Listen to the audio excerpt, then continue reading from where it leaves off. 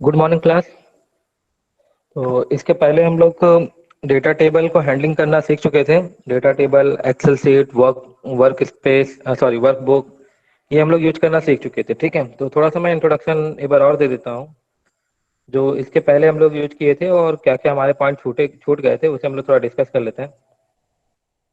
तो हमने डे 3 में देखा, आर्गुमेंट हम लोग यूज करना सीख गए थे कि कैसे हम लोग एक आर्गुमेंट को एक वेरिएबल को दूसरे वर्क फ्लो में यूज कर सकते हैं।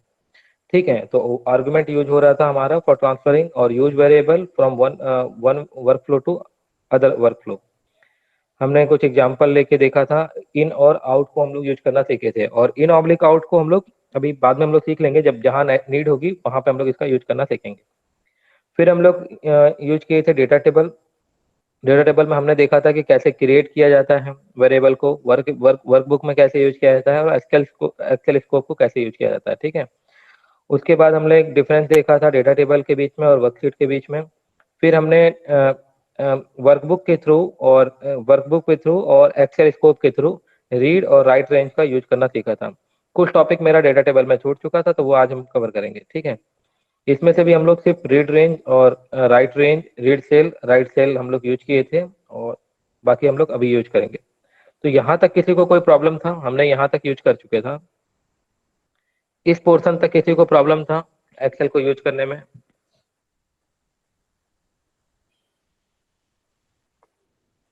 एक्सेल को हैंडल करने में कहीं कोई दिक्कत?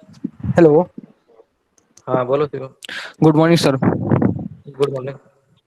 सर एक्चुअली मुझे ये मतलब डिफरेंस पता करना था कि इन और इन आउट में क्या डिफरेंस है। इन और इन आउट में? हाँ सर। ठीक है, तो इन आउट जैसे कि हमको मान लो एक्सेल को जैसे मैं एक वर्क फ्लो तुम्हें दिखाता हूँ। मैं एक वर्क फ्लो का एग्जांपल देता हूँ, हालांकि अभी ये एडवांस का कोर्स है, लेकिन मैं यहाँ पे हिंट दिखाता हूँ। मतलब जो भी मैं सीट ओपन कर रहा हूँ, ये एडवांस का सीट है। ठीक है, तो मैं अभी बस एक डेमो के लिए यूज करना दिखाता हूँ कि कैसे वहां पे यूज किया जाता है।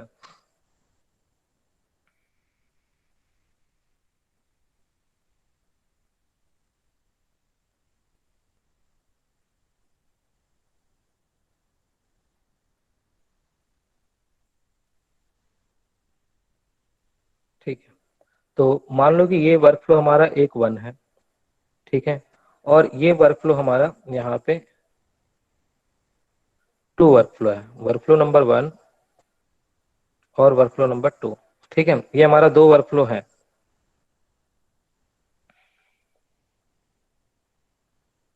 अब हमें कुछ ऐसा करना है, मान लेते हैं कि हमें कुछ ऐसा रिजल्ट करना है।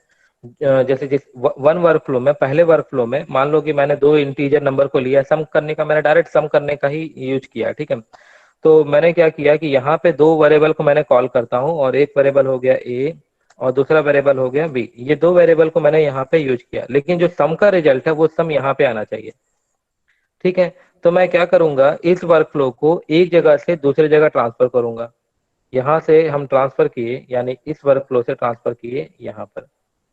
ठीक है, तो अगर मैं इसमें वेरिएबल को बनाऊंगा, तो यहाँ पे जो वेरिएबल बनेगा, अगर मैं इसी में असाइन कर रहा हूं, तो यहाँ पे बनेगा ये आउट टाइप का, यानी इसका जो प्रॉपर्टी होगी वो होगी आउट टाइप का। ठीक है, लेकिन अगर मैं मेन में बनाता हूं, अगर ये पूरी प्रॉपर्टी मेन में है, तो मेन में ही ये जो आउट है वो किसी वेरिएबल में स्टोर हो जाएगा, और इसे सम करने के लिए दो रिजल्ट की जरूरत होगा, यानी कि ए प्लस बी। और अगर मैं मेन में कॉल करता हूं इसे, इन दोनों वर्कफ्लो को मेन भी एक बना देता हूं मैं, तो ये हमारा मेन वर्कफ्लो है।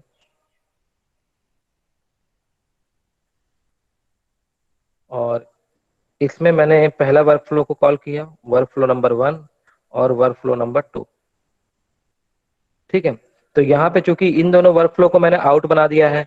ठीक है, तो आउट बनाने के कारण अब यहाँ पे ये एक जो आउट है ए ऑब्लिक बी, ये जो दो वर्कफ्लो है वो वर्कफ्लो तो यहाँ से आउट हुए। तो चूंकि मेन में आ रहे हैं, तो मेन में ये किसी लोकल वेरिएबल पे असाइन होंगे। तो लोकल वेरिएबल में मान ले रहा हूँ कि ए1, यहां तक तो कोई दिक्कत नहीं होगा, इक्वल टू ए2। नहीं सर। ठीक है, तो ये दो एक लोकल वेरिएबल में असाइन हो गए। लेकिन वर्कफ्लो नंबर टू को पहले जब डायरेक्ट हम लोग कम्युनिकेशन कर रहे थे, आउट के थ्रू हम लोग असाइन कर ले रहे थे, लेकिन वर्कफ्लो नंबर टू को चूंकि मेन में कॉल है, यहाँ पे ये वर्कफ्लो नंबर टू है, तो इसे ए और बी चाहिए। तो ए और बी चाहिए, लेकिन वो ए और बी यहाँ पे लोकल वेरिएबल में असाइन है। तो ये क्या करेगा, इस लोकल वेरिएबल को इसको यूज करना है, तो ये क्या करेगा, दो इन बनाएगा। यानी एक इन बनाया फॉर ए अंडर, मैं नाम चेंज कर रहा हूँ ताकि ये पता चले कि ये इसके अंदर की बात हो रही है। मैं यहाँ पे किनारे लिख दे रहा हूँ, ठीक है, इस साइड पे। ए वन इक्वल टू, ये इन टाइप का वेरिएबल बनाया और मैंने असाइन क्या किया, ए वन असाइन कर दिया। ठीक, सिमिलरली एक और इन टाइप का वेरिएबल बनाया और इसे मैंने लिखा बी अंडर स्कोर वन, और इसे भी मैंने कर दिया असाइन ए बी वन। अभी समझ में आया? तो ये दोनों वेरिएबल क्या हुए, यहाँ से लोकल वेरिएबल में आए थे, लोकल वेरिएबल ए वन और ए टू में असाइन थे, ये इन के माध्यम से इस वर्कफ्लो नंबर टू पे इंसर्ट हो गए। ये वर्कफ्लो नंबर टू। अभी इनमें कोई दिक्कत? No sir. ठीक है। अभी कभी कभी क्या होता है कि कुछ डेटा, जो डेटा यहाँ से यहाँ ट्रांसफर हुआ, मान लो अपडेट करके वही डेटा यहाँ से दूसरी जगह ट्रांसफर होना होता। मान लो कि यहाँ पे ए और बी है, ठीक है, तुमने यहाँ पे कुछ मैनिपुलेशन किया जिसके कारण ये डेटा जो ए वन और ए टू बी वन है, ये अपडेट होंगे किसी कारण। मान लो ए वन इक्वल टू, यहीं पे मैंने फॉर्मूला लिखा कि ए वन, एक मिनट, हाँ, यहाँ पे मैंने लिखा ए वन या ए जो भी है something, A A A one two A underscore one plus two, या काउंटर जैसे हम लोग बनाते हैं, ठीक है। ठीक है, तो यहाँ पे ये नंबर जो वेरिएबल है बार बार अपने आप को अपडेट कर रहा है, तो ये अपडेट नंबर भी इसे यूज करना होता। तो मैं क्या करूंगा, अब इस वेरिएबल को इन आउट नहीं बनाऊंगा, इस वेरिएबल को बनाऊंगा इन ऑब्लिक आउट, ताकि ये यूज करे फिर यही वेरिएबल इसको दे दे। मैं एक एग्जांपल यहाँ पे ले रहा हूँ। जैसे देखो, ये मेरा एक सीट है, आरी फ्रेमवर्क का सीट है। अगर इसके मैं इन मेन वर्क फ्लो को बताऊं,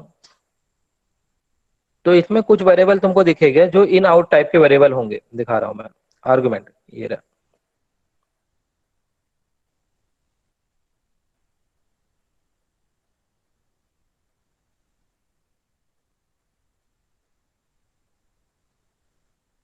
ठीक है, जैसे यहाँ पे देखो, अभी ये सब लोकल वेरिएबल के रूप में असाइन है, लेकिन अगर किसी वर्कफ्लो के अंदर में चला गया, अगर किसी वर्कफ्लो के अंदर चला गया, तो अब ये वेरिएबल ना होके अब ये आर्गुमेंट हो गए। और इसमें देखोगे तो ये जो लास्ट वाला है, देखो, ट्रांजेक्शन डेटा, ट्रांजेक्शन डेटा तुम्हारा इन आउट में है।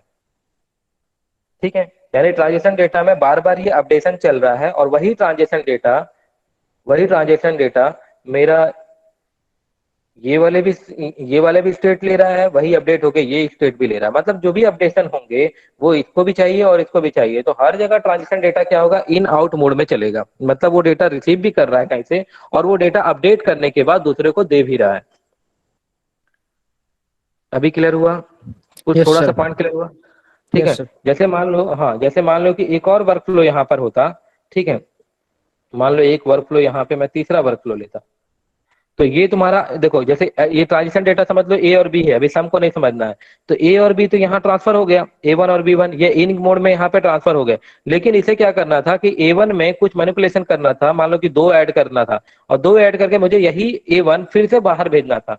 तो मैं क्या करूंगा, इसको इन ना बना के इसको मैं बनाऊंगा इन ऑब्लिक आउट। मतलब इसमें जो ए वन है, वो ए वन एक इन ना होके यहाँ पे बनेगा इन ऑब्लिक आउट। तो उससे क्या होगा, डेटा ये रिसीव भी किया मेन वेरिएबल से, और फिर इसको आउट कर दिया, और आउट करके किसी दूसरे वर्कफ्लो, मान लो तीसरे, यहाँ पे वर्कफ्लो नंबर 3 है, वो 3 को फिर ये वेरिएबल दे दिया। तो ऐसे केस में हम लोग जो आर्गुमेंट होंगे वो इन और आउट लेंगे। जब डेटा मैनिपुलेट होके, वही डेटा रिसीव किया, फिर उसको मैनिपुलेट किया, और फिर मैनिपुलेट होके दूसरे को ट्रांसफर किया। इस पे भी एक एग्जांपल हम लोग देख लेंगे, ठीक है। अभी थोड़ा सा क्लियर हुआ? Yes sir. ठीक है। सर सर एक बार हाँ, मेन के सेकंड वर्क फ्लो का बताना। फिर से बताना, फिर से बताना। मेन के सेकंड वर्क फ्लो का, जो मेन में सेकंड वर्क फ्लो है उसमें जो इन हाँ, ए1 वाला लिया है आपने। ठीक है, ठीक है, मैं थोड़ा सा इसको क्लियर ही कर देता हूँ अभी, और छोटा छोटा लिखता हूँ तो क्लियर होगा। इसको मैं सम को हटा दे रहा हूँ अभी, ठीक है। सिर्फ मैं ए और बी को ले रहा हूँ, ठीक। काउंटर ही समझ लो, काउंटर तो समझते हो ना। मान लो काउंटर ले रहा हूँ मैं, ठीक है। तो मैंने यहाँ पे एक वेरिएबल लिया इन, और सॉरी, अभी यहाँ पे वर्कफ्लो नंबर 1, और एक और वर्कफ्लो यहाँ पे बना ले रहा हूँ, वर्कफ्लो नंबर 3। ये हो गया मान लो मेरा 3, ऊपर लिख दे रहा हूँ, ठीक है, 3।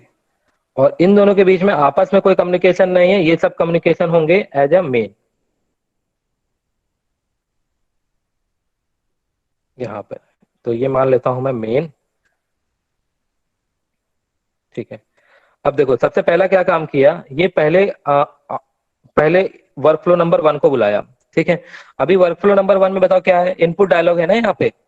वर्कफ्लो नंबर में इनपुट डायलॉग है, जो इनपुट ले रहा है ए और बी के वेरिएबल को और वो ट्रांसफर करना है दूसरे वेरिएबल को।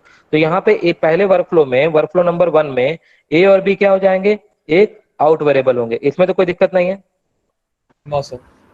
हाँ, तो यहाँ पर हो गया आउट वेरिएबल, मैं नाम भी लिख दे रहा हूँ, आउट वेरिएबल हो गया ए, एंड फिर ये आउट वेरिएबल हो गया बी।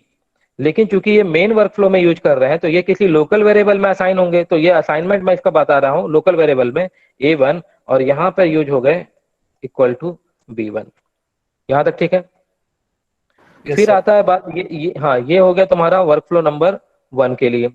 अब आते हैं बात वर्कफ्लो नंबर 2 में। तो इसका क्या काम है वर्कफ्लो नंबर 2 का, कि जो भी वेरिएबल आएगा, मान लो कि इसके अंदर एक नया वेरिएबल बना रहा हूँ A_1 और B_2। तो इसके अंदर जो भी आएगा वेरिएबल, तो ये क्या करेगा, उसमें एक इंक्रीमेंट देगा, ताकि ये वर्कफ्लो का काम हो गया और उसमें एक इंक्रीमेंट दे रहा है। ठीक है, 1+1, और यहाँ पे भी हो जाएगा B2, तो B_2+1। तो इसका काम क्या हुआ, अभी जो भी वेरिएबल है A1 और B2, ये दोनों क्या हो जाएंगे, ये दोनों, इसको B1 ही कर दे रहा हूँ। A1 एंड B1 ये क्या हो जाएंगे, दो ऐसे वेरिएबल होंगे जो ये वर्क करने के लिए, इसको बाहर से नीड भी है, लेकिन नीड करने के बाद ये दूसरा देना है, दूसरे को पहुंचाना है। क्यों, क्योंकि यहाँ पर होगा प्रिंट, वर्कफ्लो नंबर 3 पर होगा प्रिंट, प्रिंट A_1, या जो भी ले सकते हो, दोनों अलग अलग हैं। तो यहाँ पे _2 लिख देता हूँ तो थोड़ा अंतर समझ में आएगा। और यहाँ पर हो गया प्रिंट B_2। ठीक है, तो यानी क्या किया, ये बाहर से वेरिएबल लिया, बाहर से वेरिएबल रिसीव किया जो A1 और B1 है, और उसे थोड़ा सा इसमें ऐड करने के बाद, मतलब +1 ऐड करने के बाद, तो ये ट्रांसफर करेगा वेरिएबल नंबर फ्लो नंबर 3 पे। तो ऐसा वेरिएबल क्या होना चाहिए, ये बाहर से रिसीव भी कर रहा है और बाद में बाहर में ट्रांसफर भी कर रहा है। तो ये क्या करेगा, यहाँ पे एक वेरिएबल इसको बनाएंगे इन एंड आउट टाइप का वेरिएबल। देखो अब ये बनाएंगे हम लोग इन एंड आउट टाइप का वेरिएबल। तो ये इन हो गया, ऑब्लिक आउट हो गया। ठीक है, और फिर यहाँ पे क्या करेंगे, इसको असाइन कर देंगे ए इन एंड आउट A_1, और इसको असाइन कर देंगे किससे, क्योंकि लोकल वेरिएबल A1 से है तो A1 से असाइन किए। फिर similar A in oblique out, और इसको असाइन किए B_1 को, और इसको असाइन किए B1 से। ठीक है, तो ये रिसीव हुआ और ये बाद में ट्रांसफर हो गया इसे। ठीक है, ये रिसीव हुआ, फिर ये वापस इसे अपडेट करता है।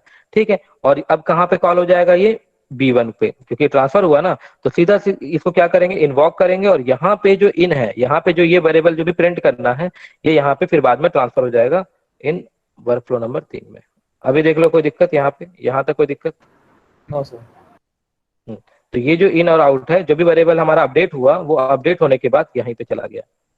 मतलब इसको फिर दूसरे एक और वेरिएबल को किसी तीसरे वेरिएबल में असाइन करने की जरूरत नहीं हुआ। उसी वेरिएबल को हम लोग इन और आउट करके रिसीव भी वेरिएबल कर लिए, और बाद में अपडेट करने के बाद इसको बाहर भी ट्रांसफर कर दिए। तो इस तरह हम लोग काउंटर का यूज करके हम लोग करते हैं। मैक्सिमम की काउंटर ऐड हुआ, फिर उसके बाद हम लोग को उसी काउंटर को या डेटा को आगे भी ट्रांसफर करना है, तो हम लोग यहाँ पे in and out variable use करते हैं, जैसा भी मैंने यहाँ पे दिखाया। ठीक है, तो ये जो यहाँ पे जो वेरिएबल यूज हो रहा था वो इन और आउट वेरिएबल था। ठीक है, अभी लास्ट में देख लेते हैं, या फिर अभी एग्जांपल एक आगे हम लोग देख लेते हैं, फिर नहीं होगा तो मैं इस पे एग्जांपल भी कर लूंगा। ठीक है, लास्ट में। ठीक है, आगे बढ़े। अभी भी कोई डाउट है इसमें, या फिर एग्जांपल देख ही लो। नहीं सर। ठीक है, तो क्लियर है यहाँ तक। Yes sir. ठीक है, तो हम लोग डे 3 में देख रहे थे, हम लोग रीड सेल करके देख लिए, राइट सेल करके देख लिए, रीड रेंज करके देख लिए, और राइट रेंज करके देख लिए। उसमें किसी को दिक्कत, डेटा टेबल में किसी को कोई दिक्कत?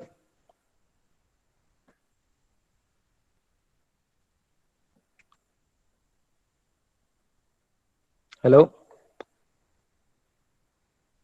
नो सर, कोई दिक्कत नहीं। ठीक है, तो हमने यहाँ पे बताया कि रीड रेंज, एक कल तक जो हम लोग डिस्कस किए थे, थोड़ा डिस्कस कर लेते हैं।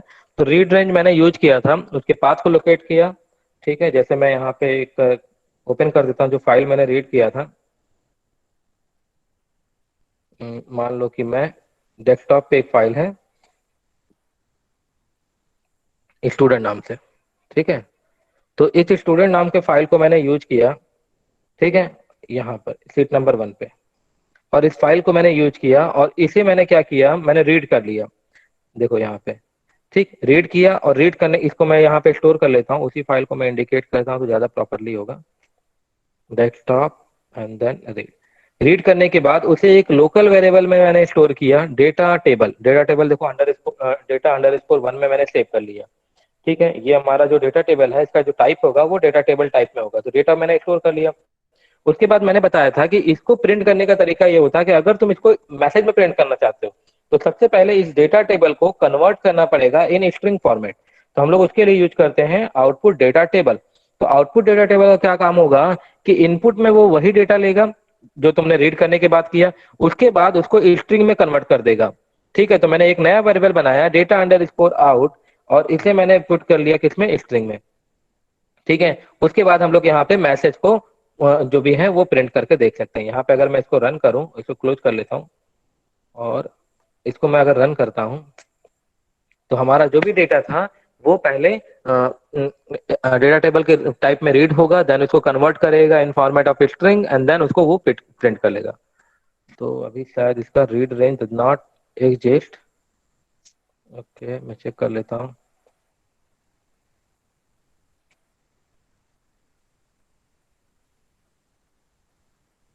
दूसरे वेब पेज को मैं लूँ, कुछ प्रॉब्लम आ रहा है लग रहा है।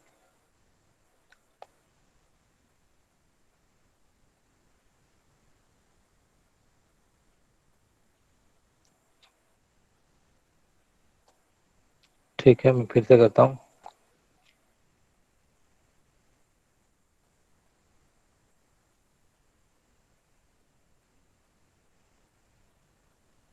ठीक है, तो यहाँ पे तुम्हें दिख रहा होगा जो भी मैसेज उसके अंदर थे, जो भी मैसेज थे वो सारे मैसेज हमारे क्या हो गए, वो प्रिंट होके यहाँ पे रिसीव हो गया। तो मैं उसके लिए कोई छोटा एक पेज बना लेता हूँ जिससे ज्यादा अच्छा रहेगा। ये सीट में मुझे कोई दिक्कत हो रही है, ठीक है। तो ओके, मैंने सीट में कोई दिक्कत नहीं हो रहा है, वहां पे प्रोग्राम लिखा हूँ, मैं थर्ड ईयर लिखा था, तो इसको मैं यहाँ पे कर देता हूँ सीट 1, क्योंकि सीट 1 के नाम पे फाइल है, इस वजह से दिक्कत हो रही थी। सीट 1 जो भी यहाँ पे फाइल नेम है वो, जैसे देखो यहाँ पे सीट 1 है, जो भी सीट का नेम होगा वो यहाँ पे प्रिंट करो और देन इसको रीड करो। अब फिर से मैं लोकेट करता हूँ तो वो रीड करेगा, वहां पे मैंने ध्यान नहीं दिया और वो सीट का नेम मैंने पुराने वाले एक्सेल के रूप में ही रख लिया था, इस वजह से आउट ऑफ रेंज दिखा रहा था। अब मैं फिर से रन करूंगा तो वो स्टूडेंट वाली फाइल हमें पूरी रीड हो जाएगी।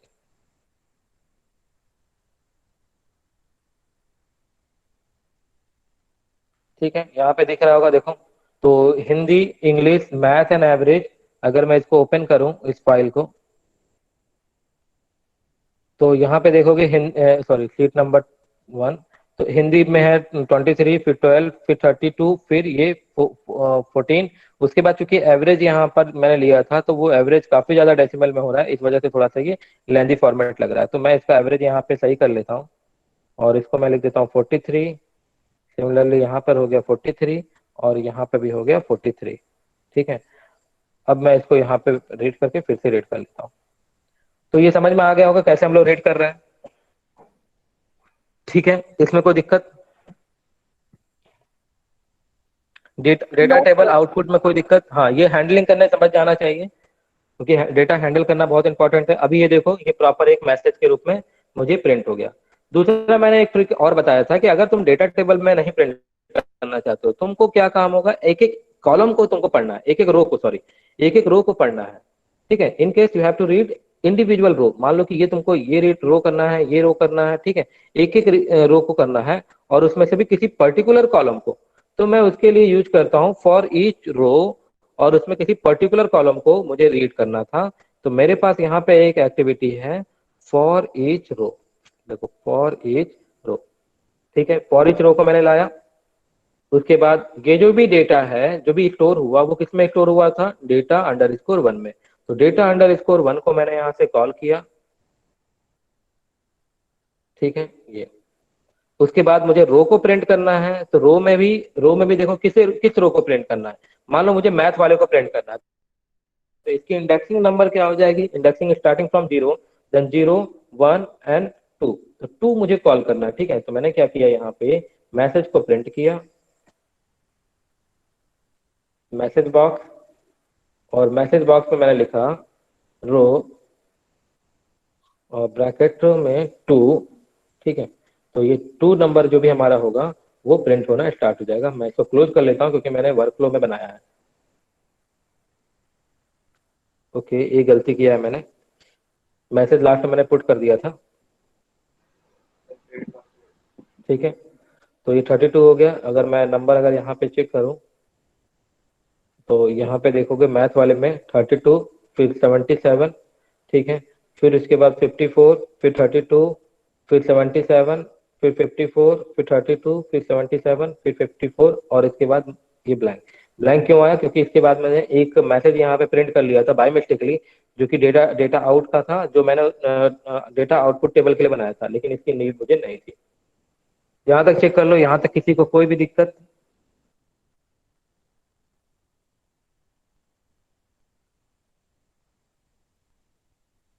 Excuse me, sir. हाँ बोलो।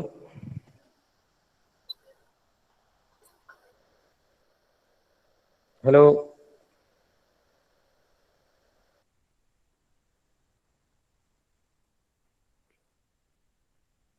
प्रॉब्लम किसको था, फिर से बोलो, आवाज नहीं आ रही है मुझे।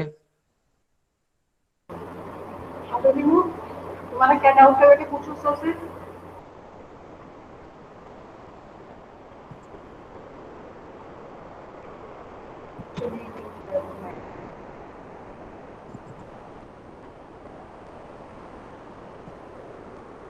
हेलो, आई थिंक वो लेफ्ट हो गई है मैम, अभी फिर हाँ, से ज्वाइन किया। हाँ हाँ, ठीक है ठीक, ये दूसरी भी अरुण के पास रखी होती है। फिर से ज्वाइन हो गया। हाँ, क्या डाउट था तुम्हें?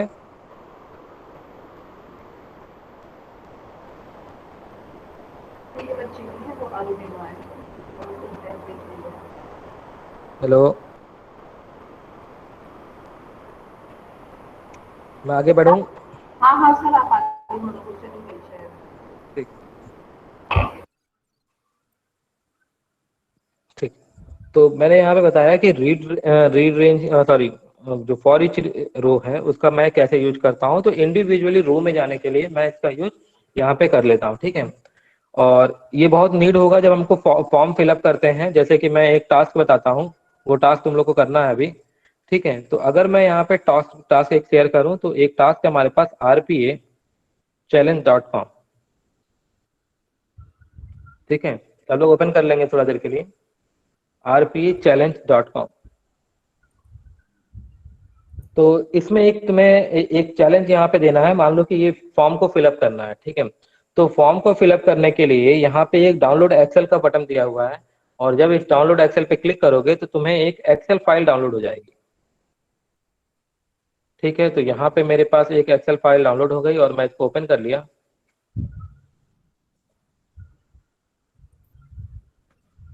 ठीक है। तो इस एक्सेल फाइल में देखोगे तो यहाँ पे मुझे first name, last name, company name, role in company, address and email and phone number, ये मुझे फिल करना है। और यहाँ से मुझे कॉपी करना है, यानी रीड सेल, यानी इंडिविजुअली सेल को मुझे यहाँ से कॉपी करना है। देन मुझे यहाँ पे वर्ड फाइल में इस जगह पे प्रिंट करना है, ठीक है। और इस जगह पे प्रिंट करने के लिए मुझे क्या करना होगा, जैसे मान लो फोन नंबर है, तो फोन नंबर मैंने यहाँ से उठाया, फोन नंबर मैंने यहाँ से पिक किया, then paste it on web page, phone number में मैंने पेस्ट कर दिया, ठीक है। या फिर जैसे भी तुम्हें लिखना है वहां पे टाइप इनटू का यूज करके यूज कर सकते हो, हालांकि ये नहीं हो रहा है तो मैं टाइप इनटू यूज करूंगा, और ये मैं अभी सब बता दे रहा हूँ इंडिविजुअली कैसे करना है। फिर मेल आईडी मुझे यहाँ पे प्रिंट करना है, देन कंपनी नेम मुझे यहाँ पे प्रिंट करना है, रोल इन कंपनी फिट करना है, देन एड्रेस यहाँ पे प्रिंट करना है, एंड फर्स्ट नेम प्रिंट करना है, एंड लास्ट नेम। ये तुम्हारे कल का टास्क रहेगा, ठीक है। उसके बाद मुझे यहाँ इसे सबमिट बटन पे क्लिक करना है। जैसे ही तुम सबमिट बटन पे क्लिक करोगे, again the location of individually column जिसमें मुझे फीड करना था वो चेंज हो गया। For example first name is change, location of first name is change, and location of role in company change and last change.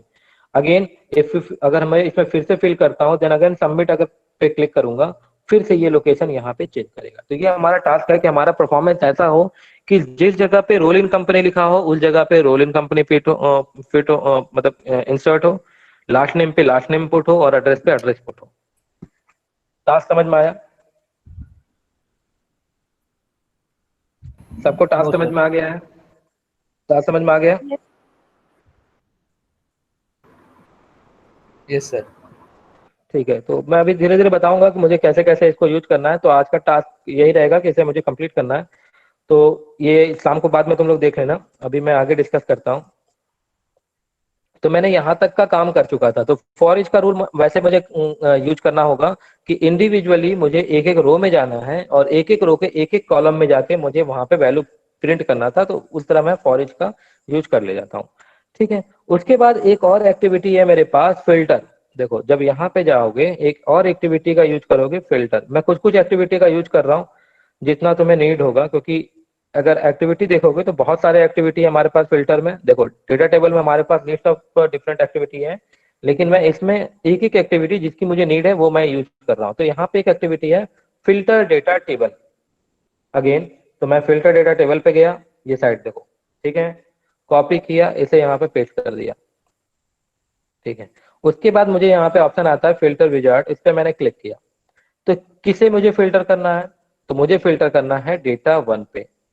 ठीक है, और आउटपुट किस में स्टोर होना है? तो मुझे यहाँ पे आउटपुट करना है डेटा आउट पर। लेकिन आउट तो हमारा एक स्ट्रिंग है, तो उसे भी हम लोग कन्वर्ट कर ले जाएंगे। देखो, इसको ओके करो, और आउट को मैं कन्वर्ट कर ले जा रहा हूँ डेटा टेबल के फॉर्मेट में। अब ये मेरा यहाँ से इरर चला गया। उसके बाद मुझे क्या फिल्टर करना है? तो अगर मैं यहाँ पे ओपन करूँ एक्सेल, तो मैं बोलता हूँ कि हिंदी वाले वाले कॉलम में जिसपे जो नंबर है, जिसपे नंबर जो है वो अगर 10 से ज्यादा है, आई थिंक सारे 10 से ज्यादा ही है, 12 से ज्यादा मैं कर लेता हूँ। ठीक है, 12 से ज्यादा है तो वही यहाँ पे रहे और बाकी सबको वो फिल्टर आउट करे। ठीक है, तो मैंने यहाँ पे फिल्टर लगाया कि कीप करना है कौन से कॉलम को। तो कॉलम हो गया तुम्हारा हिंदी, या कॉलम नंबर दे दो तुम। ठीक है, कॉलम नंबर हो गया तुम्हारा, कितना नंबर है? 1, 0 नंबर। ठीक है, तो मैं यहाँ पे लिख दिया 0। ठीक है, और 0 में क्या करना है? वैल्यू होनी चाहिए ग्रेटर देन, और ग्रेटर देन ही कर लेता हूँ। ग्रेटर देन किस वैल्यू से होनी चाहिए? 12 वाली वैल्यू से होनी चाहिए, और उसको स्टोर करना है आउट में। ठीक है, आउट में। अब अगेन जब ये फिल्टर हो जाए तो फिर मैं इसको राइट कर ले जाता हूँ, और राइट एक्टिविटी का यूज करूंगा मैं। राइट वर्कबुक वाले राइट रेंज एक्टिविटी का, और ये जो भी फाइल था यहाँ पे मैं इसको कॉपी कर ले रहा हूँ। ठीक है, और हेडर को मैं यूज करूंगा। हेडर मैंने क्लिक किया। Again seat starting from seat, यहाँ पे 1 जो लिखा हुआ है इसको मैं लिख देता हूँ फिल्टर। और किस डेटा को मुझे राइट करना है? राइट करना है मुझे डेटा आउट वाले टेबल को। तो ये मुझे आउट करना था। अभी ये मुझे अगर ध्यान से देखोगे तो फिल्टर नाम का मेरे पास यहाँ पे कोई भी सीट नहीं है। तो अब मैं फिल्टर में कौन सा सीट करूंगा? जो हिंदी वाले में जो 12 नंबर से ज्यादा हो। ठीक है, 12 नंबर से ज्यादा जिन जिन्होंने पाया है उसे मैं फिल्टर यूज करूंगा। ठीक है, फिर से देख लो कॉलम और वैल्यू। मैं इसे अब रन कर रहा हूँ।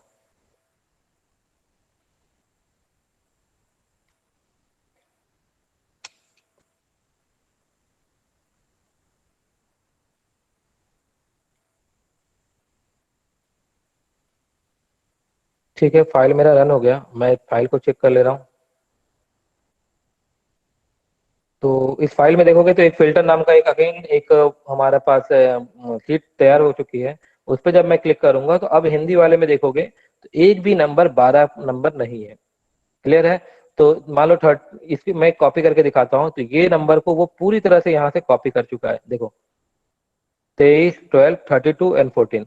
तो ये जो नंबर है 12, 34, 77 और 41, वो इस सीट में नहीं दिखेगा तुम्हें, क्योंकि उसे हम लोग फिल्टर आउट कर लिए। तो किसी भी सीट को अगर फिल्टर आउट करना है तो हम इस एक्टिविटी का यूज कर सकते हैं। इसमें किसी को कोई दिक्कत है तो बताएं। Excuse me sir. हाँ, सर आपने जैसे रीड रेंज में पूरी फाइल रीड कर ली, अगर हमें सिर्फ पहले 2 कॉलम्स रीड करने हैं या फिर कुछ स्पेसिफिक रोज रीड करनी है तो रेंज को कैसे मॉडिफाई करें? अगर किसी स्पेसिफिक सेल को रीड करना था तो मैंने उसके लिए एक एक्टिविटी बताया था, रीड सेल। सिर्फ सेल नहीं करनी, मतलब सिर्फ पहले 2 कॉलम्स अगर हम रीड करना चाहे तो सारे कॉलम्स नहीं रीड करना। अच्छा, तो वो एक लूप करके कर लो, एक लूप करके कर सकते हो, या तो मैं इसको पूरा ही रीड कर ले रहा हूँ और जब मैं इसको नीड होगा तो उसको इंडिविजुअली कर लूंगा। एक्चुअली रीड के लिए हमारे पास पूरी ऑप्शन होती है, देखो रीड हमारे पास जो ऑप्शन है, तो रीड के लिए रो का भी ऑप्शन आता है, रीड रो। लेकिन वो फिर उसे ही, मतलब जो डेटा टेबल होगा अब उसका फॉर्मेट चेंज हो जाएगा, वो डेटा टेबल अब रीड डेटा टेबल के फॉर्मेट में ना होके वो रो फॉर्मेट में होगा, डेटा रो फॉर्मेट में। वो अभी मैंने यूज नहीं किया, इसी वजह से मैं इसको हैंडल नहीं किया हूँ। तो इसमें एक एक्टिविटी देखोगे, 2 एक्टिविटी है, या तो तुम उसको रीड पूरे रो को कर सकते हो, इंडिविजुअली रो जो तुम्हें करना हो, या फिर तुम रो रीड पूरे कॉलम को कर सकते हो, जो भी तुम्हें पर्टिकुलर कॉलम को करना है। लेकिन जब अगर तुम कॉलम को यूज करते हो तो उसका जो आउटपुट होगा वो ऑब्जेक्ट वेरिएबल बनेगा, और अगर तुम रीड रो को करते हो तो अब जो ये वेरिएबल बनेगा वो डेटा टेबल ना होकर डेटा टेबल डॉट डेटा रो के फॉर्मेट में आ जाएगा, यानी वो डिफरेंट डेटा टाइप के फॉर्मेट में आ जाएगा। अभी मैंने इसको हैंडल नहीं किया, इस वजह से मैं यहाँ पे डिस्कस नहीं कर रहा हूँ। ओके ठीक है, ओके। और किसी को दिक्कत? सर एक बार फिल्टर डेटा टेबल दिखा दीजिए। दिख रहा है, अभी सो रहा है। Yes sir.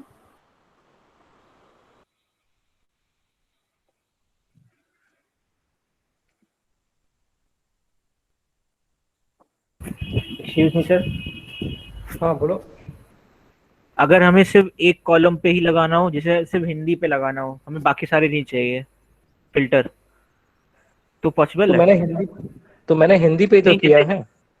लेकिन बाकी सारे भी सर, जैसे बाकी सारे जो कॉलम है इंग्लिश और मैथ, वो सारे नहीं भी नहीं आपके नहीं फिल्टर होकर नहीं, आए हैं। तो इसमें नहीं नहीं, तो इसमें सिर्फ वही हम लोग किए ना, तो ये तो रो पे हम लोग कॉलम किए ना, यानी इससे ही पूरा फिल्टर करेगा जो यहाँ पे ऑप्शन है। जैसे यहाँ पे हम लोग फिल्टर ऑप्शन लेते हो तो वो एज इट इज वही है कि इसके अकॉर्डिंग बाकी भी फिल्टर होंगे। अभी समझ में आया? Yes sir. मतलब अगर तुम हिंदी को फॉर्मेट कर रहे हो तो इसके करस्पॉन्डिंग जो भी वैल्यू है वो भी same as it is filter होंगे। ठीक है, लेकिन हमें फॉर्मूला यहाँ पे लगाए, जैसे हम फॉर्मूला अलग अलग लगा सकते हैं, जैसे इंग्लिश में लगा सकते हैं कि 12 नंबर वाले को ही रखो, तो 12 नंबर वाले ही रहेंगे, बाकी सारे वैल्यू। समझ में आया? लेकिन अगर एक पर्टिकुलर कॉलम को करेंगे तो वो पॉसिबल नहीं है, वो फिल्टर नहीं होगा, इंडिविजुअली नहीं। सर रन करना एक बार इसे। हाँ रन करूँ, मैं कर देता हूँ। मैं एक अभी तुम्हें यहाँ पे ग्रेटर देन लिया हूँ तो मैं इसमें इक्वल भी लगा के दिखा देता हूँ। देखिए देखो, 12 नंबर को रखना है मुझे, हिंदी के 12 नंबर, तो 12 नंबर के करस्पॉन्डिंग क्या है? 34 41, फिर 12 नंबर में 34 41, फिर 12 नंबर में 34 41। ठीक है, मैं इसे पूरा क्लियर आउट कर देता हूँ, यहाँ पे कोई भी वैल्यू नहीं रहेगा मेरा, और इसे कैंसिल कर दिया। ठीक है, तो यहाँ पे मैं साइन यूज कर रहा हूँ इक्वल का। ठीक है, देन ओके, और फिर से इसको रन कर रहा हूँ।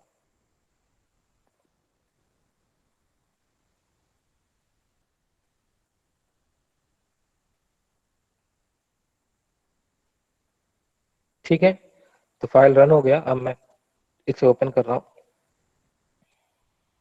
ठीक है, तो देखो जब ये 12 नंबर वाली ही फाइल यहाँ पे मौजूद है, बाकी जो भी डेटा था इसके अदर डेटा वो रिमूव हो चुकी है। ठीक,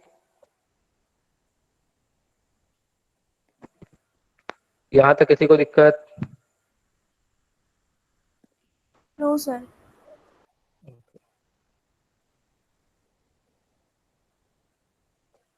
आगे बढ़े हम। ये बात चेक कर लिए हो तुम लोग? अगर चेक कर लिए तो हम लोग फिर आगे बढ़ते हैं।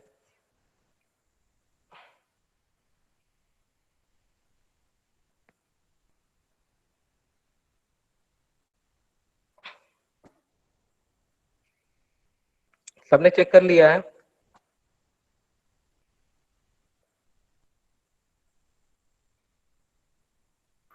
Yes sir. ठीक है, तो मैं आगे बढ़ रहा हूँ। ठीक है, तो जैसी नीड होगी वैसे हम लोग बढ़ते जाएंगे, जो भी एक्टिविटी है, क्योंकि हर एक एक्टिविटी को देखना पॉसिबल नहीं है, तो नीड के अकॉर्डिंग हम लोग देखते जाएंगे। ठीक है, एक और एक्टिविटी बता दे रहा हूँ, अपेंड रेंज। अपेंड रेंज का मतलब ये होता है, इसको भी हम लोग बहुत यूज करेंगे।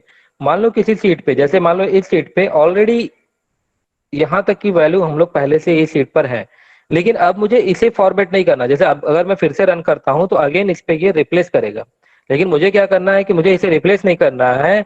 And we are writing from another cell, मतलब हम लोग यहाँ पे इसके जस्ट आगे नेक्स्ट सेल से मैं यहाँ पे राइट करना चाह रहा हूँ।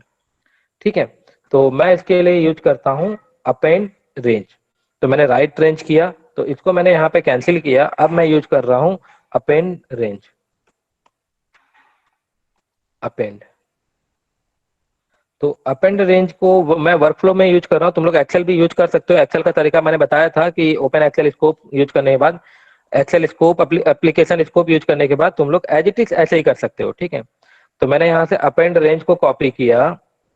ठीक है, फाइल की पाथ मैंने इसे दिया, और ये हो गई फाइल पाथ नेम।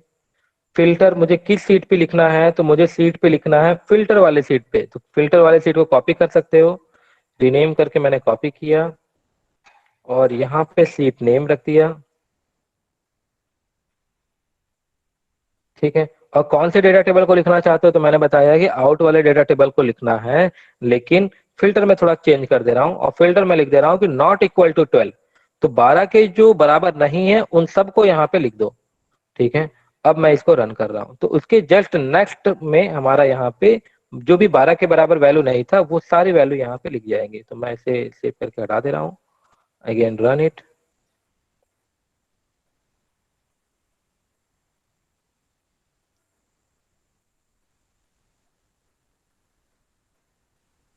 ठीक है, फाइल हमारा रन हो चुका है।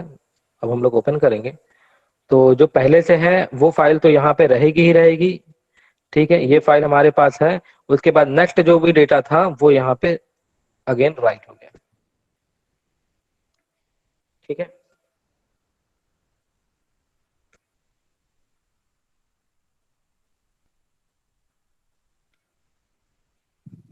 देख लो यहाँ तक किसी को कोई दिक्कत?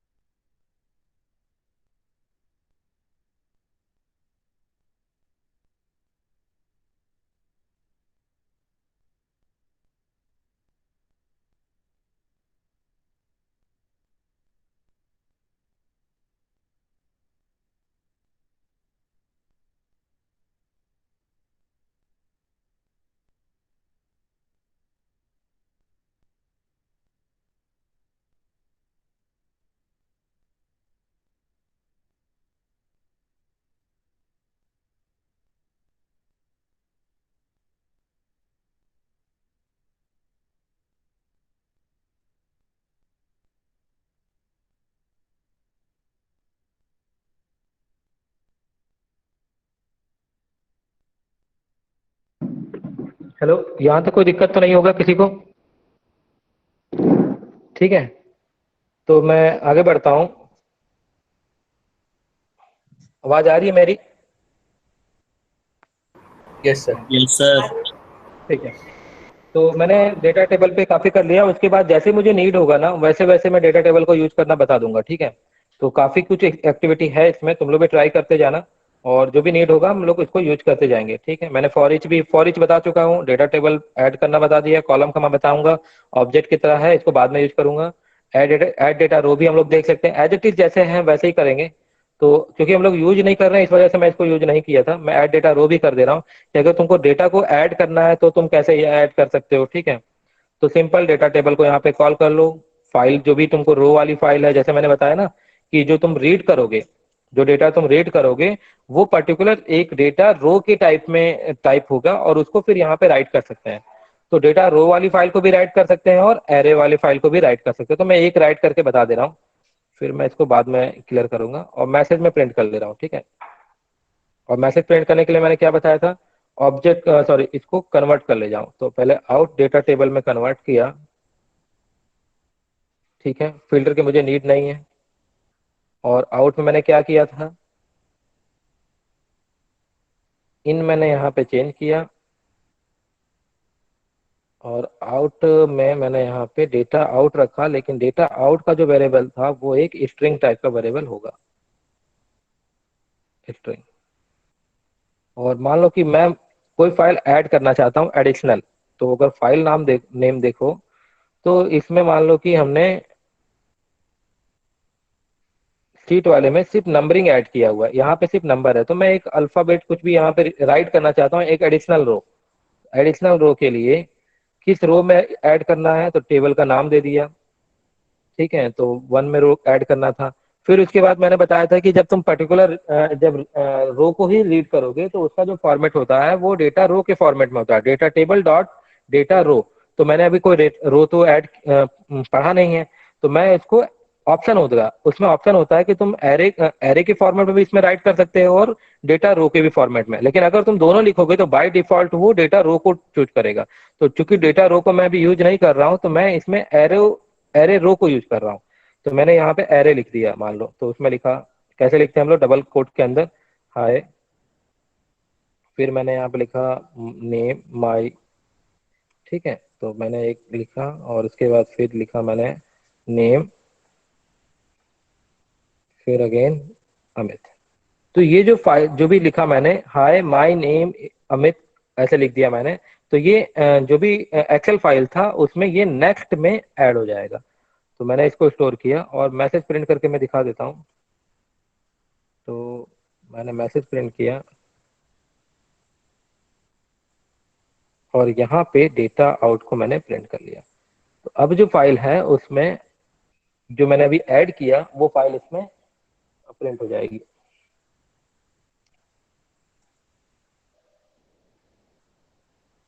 ठीक है, तो इस फाइल के लास्ट में देखोगे तो जो भी फाइल था हमारा रीड हो गया, लेकिन लास्ट में हाई माई नेम अमित ऐसा करके भी एक नया डेटा, जो भी एरो हम लोग रो हमने लिया था वो रो हम यहाँ पे टाइप कर गए। ठीक है, तो ऐसे कई सारे एक्टिविटी हैं। तो हम लोग धीरे धीरे जैसा जैसा हमारा नीड होगा वैसे वैसे हम लोग इसको पढ़ना स्टार्ट करेंगे। ठीक है, तो मैं थोड़ा इसमें कोई दिक्कत, यहाँ तक कोई दिक्कत, इस वाले पोर्शन तक किसी को कोई दिक्कत? ठीक है, तो मैं थोड़ा सा जो कल की टास्क है उस पर थोड़ा डिस्कस करूंगा। और उसमें पहले सबसे पहले क्या था कि वेब पेज को ओपन करना है, आरपीए चैलेंज ओपन करना है और वहां पे हमको राइट करना है। ठीक है, तो उसमें कुछ मैं ऐड ऑन करूंगा। तो उसके लिए मैं एक नया सीक्वेंस ऐड करूंगा, वेब। वेब नाम का मैंने सीक्वेंस इसमें ऐड किया। और उसके बाद किसी भी वेब पेज को ओपन करने के लिए हमारे पास एक्टिविटी होती है ओपन ब्राउजर। ठीक है, ओपन ब्राउजर को मैंने यहाँ पे पेस्ट किया। अभी उसमें किस ब्राउजर को ओपन करना है, तो मान लो कि मैं ओपन करना चाहता हूँ ओपन सॉरी ओपन करना चाहता हूँ गूगल को। तो उसके लिए मैं इसका पूरा यूआरएल लिखूंगा www.google.com। तो अगर मैं इसको रन करूंगा तो हमारा गूगल का पेज ओपन हो जाएगा। तो अभी मैं यहाँ पे अभी एक्सटेंस तुम लोग क्रोम पे नहीं करेंगे, हम लोग अभी से यहाँ पे जो यहाँ पे पहले से बाय डिफॉल्ट जो इंटरनेट एक्सप्लोरर है उसी का यूज करेंगे। तो देखो इंटरनेट एक्सप्लोरर पे हमारा www.google.com ओपन हो गया। यहाँ तक चलो ट्राई करो फटाफट।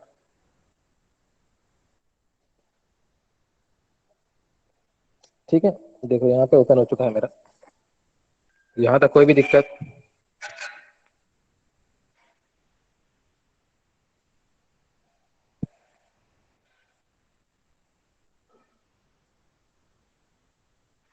हो जाएगा। मैंने कुछ नहीं किया, मैंने सिर्फ यहाँ पे एक ओपन ब्राउजर एक्टिविटी यूज किया है, ओपन ब्राउजर, एंड उसके यूआरएल पे टाइप करना है डबल कोट के अंदर www.google.com। तो कोई भी तुम किसी भी वेब पेज को ओपन कर सकते हो यहाँ से। उस पे बस हमें टाइप, जो भी हमें यूआरएल को ओपन करना है उसे डबल कोट के अंदर मुझे यहाँ पे राइट करना है बस। ठीक है, यहाँ तक हो जाएगा। यस सर, हो गया। ठीक है, नेक्स्ट मान लो कि मुझे क्लिक करना है, यहाँ पे कुछ लिखना है, मान लो कुछ भी टाइप करना है। जैसे मैं लिखना चाहता हूँ कि टेम्परेचर ऑफ मेरठ, ऐसा मैं यहाँ पे टाइप करना चाहता हूँ। ठीक है, तो यहाँ पे मैंने लिखा, उस टाइप के लिए एक्टिविटी यूज होता है टाइप इनटू। यहाँ पे देखो, सीवी टाइप नहीं यूज करेंगे, टाइप इनटू यूज करेंगे। तो टाइप इनटू को मैंने यहाँ पे ड्रॉप किया, देन किस जगह पे टाइप करना है उसे लोकेट करना पड़ता है। तो उसके लिए यहाँ पे एक ऑप्शन होता है indicate element inside the browser, तो you have to click on it. उसके बाद ऑटोमेटिक बाय डिफॉल्ट वो उस लोकेशन पे जाएगा और जिस जगह पे टाइप करना है, ठीक है, उस पे कर्सर को क्लिक करो। ठीक है, देन हमारे यहाँ पे इंडिकेट हो गया। देन डबल कोट के अंदर क्या टाइप करना है, टेम्परेचर या वेदर, जो भी है तुम्हें लिखना है, वेदर लिख लो, वेदर ऑफ मेरठ। सर ये बताना, मेरा नेट चला गया। हाँ मैं बता रहा हूँ, एक सेकंड में फिर से स्टार्ट करूंगा। तो सबसे पहले मेरा क्या किया, वेपन बेस्ड ब्राउजर को ओपन किया और उसके बाद वहां पे टाइप करेगा वेदर ऑफ मेरठ।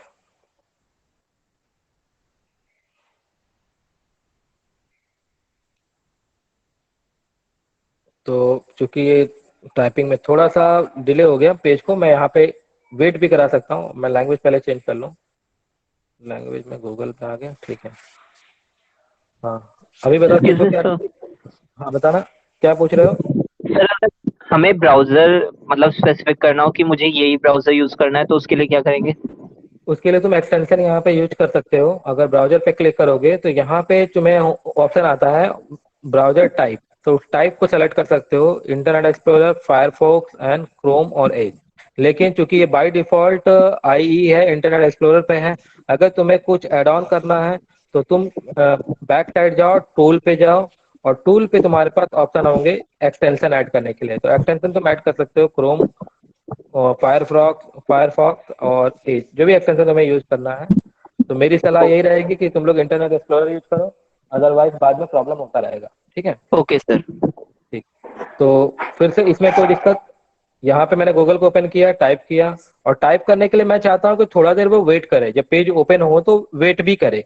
तो उसके लिए एक ऑप्शन होता है डिले बिफोर। डिले बिफोर में मैं चाहता हूँ कि थोड़ी देर तक वो वेट करे, और मैं चाहता हूँ कि 1 सेकंड वेट करे। तो एक यहाँ पे मिली सेकंड में टाइप करते हैं, 1 सेकंड के लिए हो गया 1000 मिली सेकंड।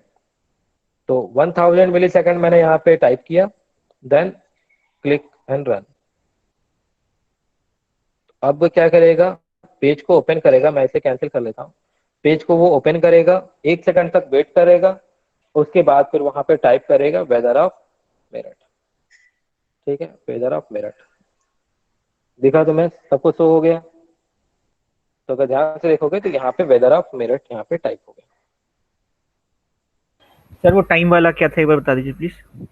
ठीक है, तो इसे जब सेलेक्ट करोगे, ओपन जो भी मैंने टाइप एक्टिविटी यूज किया, जब उसे सेलेक्ट करोगे तो उसमें एक ऑप्शन होता है राइट साइड प्रॉपर्टी के अंदर कि डिले आफ्टर, डिले बिफोर। तो मैंने क्या किया, डिले बिफोर में 1000 मैंने ऐड किया, यानी कि जब पेज ओपन हो तो हो सकता है तुम्हारी नेट की स्पीड कम हो या नेट की स्पीड ज्यादा हो। ठीक है, तो उसके लिए मैं चाहता हूँ कि पेज ओपन होने के बाद वो कुछ सेकंड तक ओपन वेट करे, उसके बाद ही टाइप करे। तो मैंने यहाँ पे 1000 लिखा, और यहाँ पे मिली सेकंड में लिखा जाता है। तो 1000 मिली सेकंड इक्वल टू 1 सेकंड। तो मुझे 1 सेकंड का वेट करना है, तो मैंने यहाँ पे लिखा 1000। ठीक है, ओके। Yes sir. ठीक, अब उसके बाद मुझे उसे सर्च भी करना था, तो उसके लिए मैंने यूज किया क्लिक एक्टिविटी।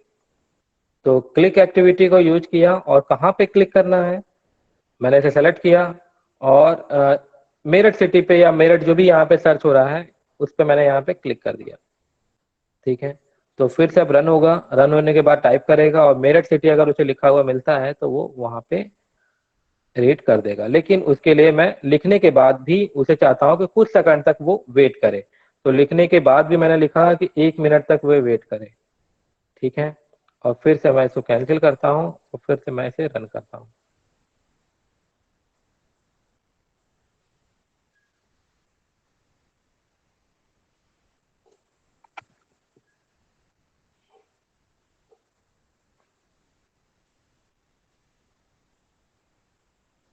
तो वो लिख नहीं पाया, इस वजह से टाइप नहीं हो पा रहा है।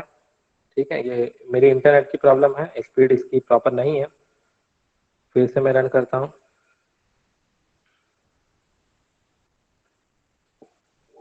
तो वहां पे राइट करने से अच्छा है कि तुम कॉपी पेस्ट का यूज करो।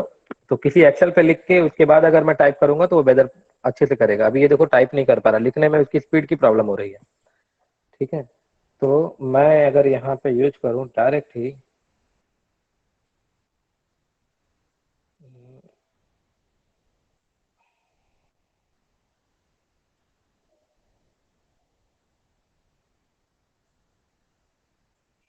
ओके पहले स्टॉप कर लेता हूँ।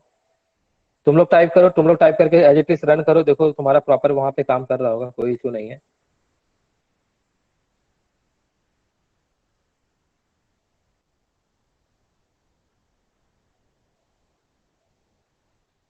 सर ये क्लिक स्पैन वाला फिर से बता दीजिए। क्या चीज, क्या फिर से बताना? ये क्लिक स्पैन वाला सर। क्लिक। Yes sir. तो पहले मैं इसको रन कर लेता हूँ। देखो रन, पहले जो भी एक्टिविटी चल रहा है उस रन करने के बाद ही सब कुछ टाइप करेंगे। तो यहाँ पे मैंने रन किया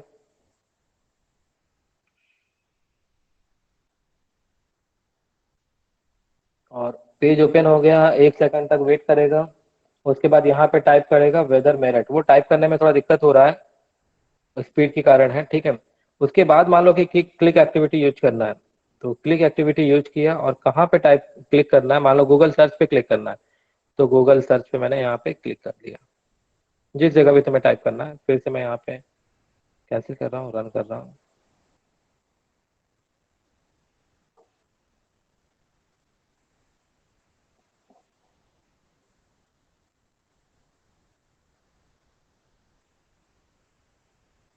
ठीक है, तो ये प्रॉपर यहाँ पे देखोगे तो हमारा यहाँ पे मेरठ उत्तर प्रदेश का टेम्परेचर जो 36 है वो ओपन हो गया। सर क्लिक के अंदर हमने टाइप करा है या फिर गूगल पे जाके उसको सर्च पर ऑप्शन पे क्लिक किया है जब वहां पे सर्च लिखा? ऑप्शन पे क्लिक किया है, सर्च ऑप्शन पे क्लिक किया है मैंने। ठीक है।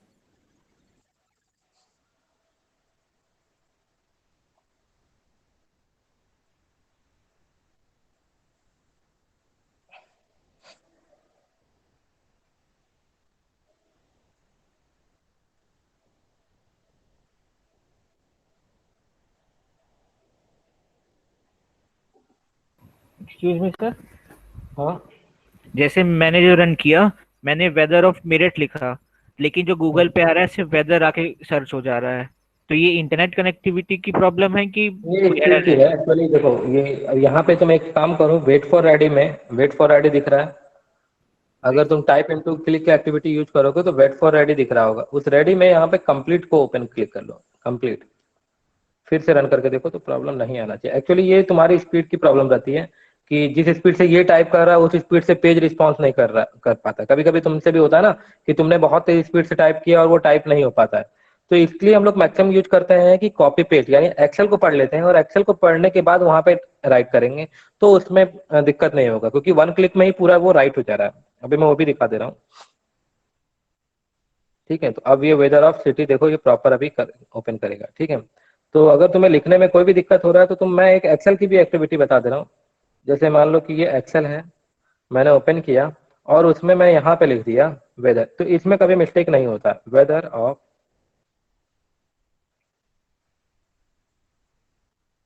क्योंकि हमें जो फाइल को रीड करना है या टाइप करना है वो एक्सेल के ही पॉइंट से करना है। Weather of Meerut. ठीक है, मुझे ये टाइप करना है और ये टाइप कहाँ पर है, B12 पे। तो मैं क्या करूंगा, पहले उसे रीड करूंगा। और रीड करने के मैंने क्या तरीका बताया था, वर्कबुक से रीड सेल कर लेते हैं। तो read cell read cell activity मैंने यूज किया, रीड सेल इसके पहले ही। ठीक है, फाइल की लोकेशन मैंने दे दिया, और किस फाइल किसे रीड करना है, सीट नंबर 1 में, सीट 1 में। ओके सीट, अच्छा यहाँ पे फिल्टर में टाइप हो गया ना, तो फिल्टर में रीड करना मुझे B12, तो मैंने यहाँ पे लिखा फिल्टर,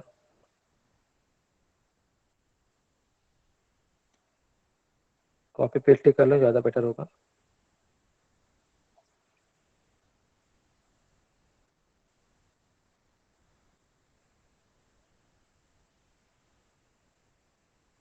ठीक है, फिल्टर, और यहाँ पे किसे रीड करना है, B12 को, तो सॉरी B और 12। ठीक है, और रीड करने के बाद मैं यहाँ पे इसे किसी लोकल वेरिएबल में सेव कर लेता हूँ, तो मैंने यहाँ पे लिखा डेटा अंडरस्कोर 3।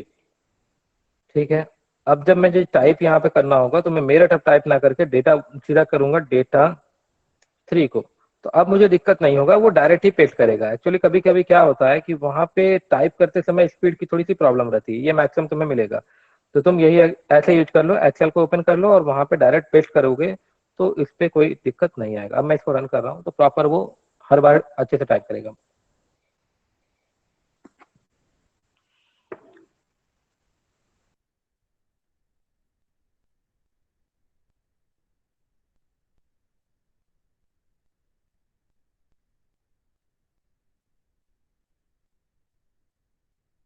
तुम लोग एक बार फिर से इसे चेक करो।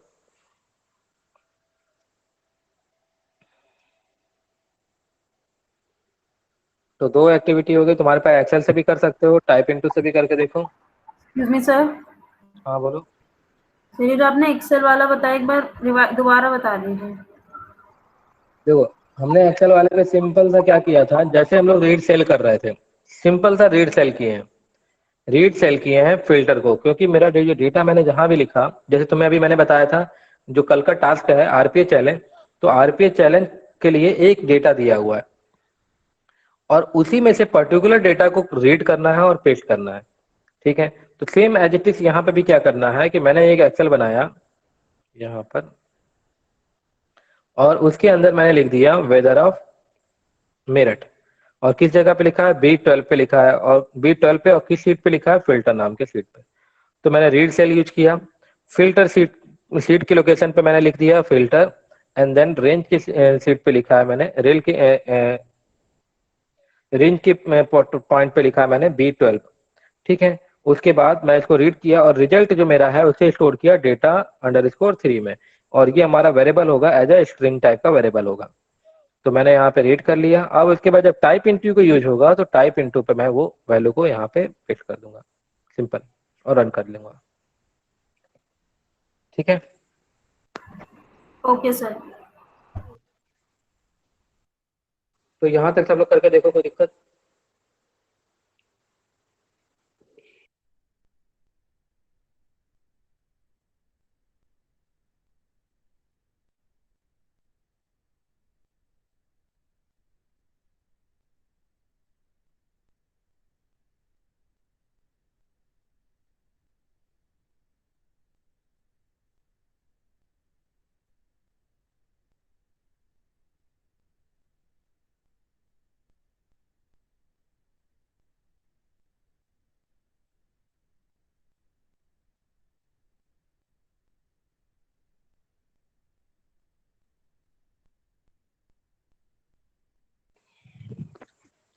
यहाँ तक हो गया सबका।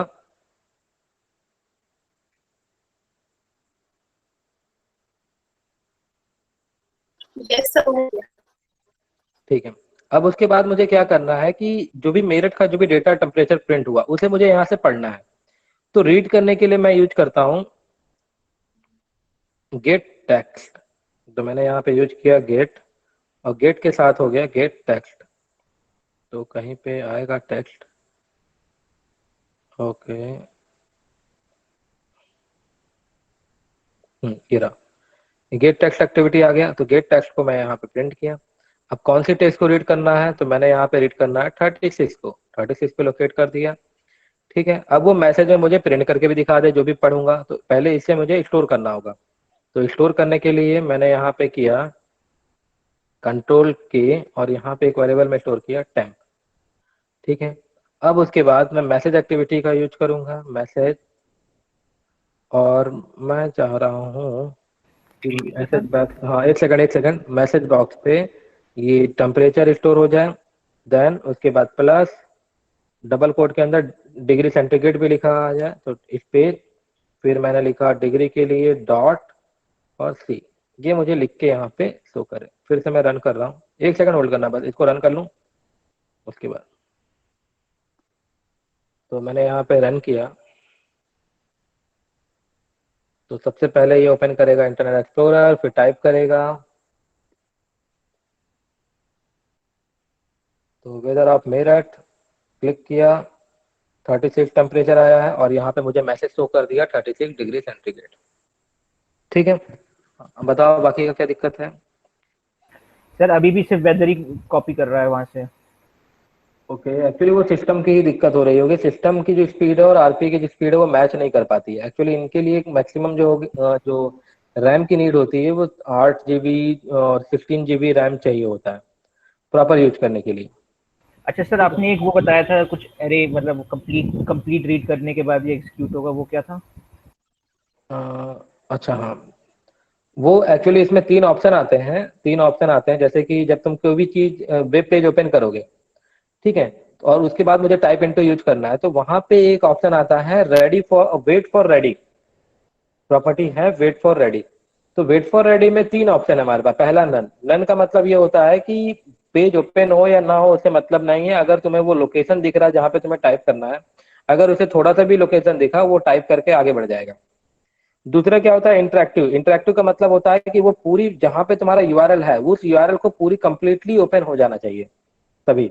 नन में क्या था कि ओपन हो चाहे ना हो तुरंत ही वो आया, टाइप किया और निकल गया, भले वो जहां पे टाइप करना यूआरएल वो ओपन है या नहीं है उसे इसको मतलब नहीं है।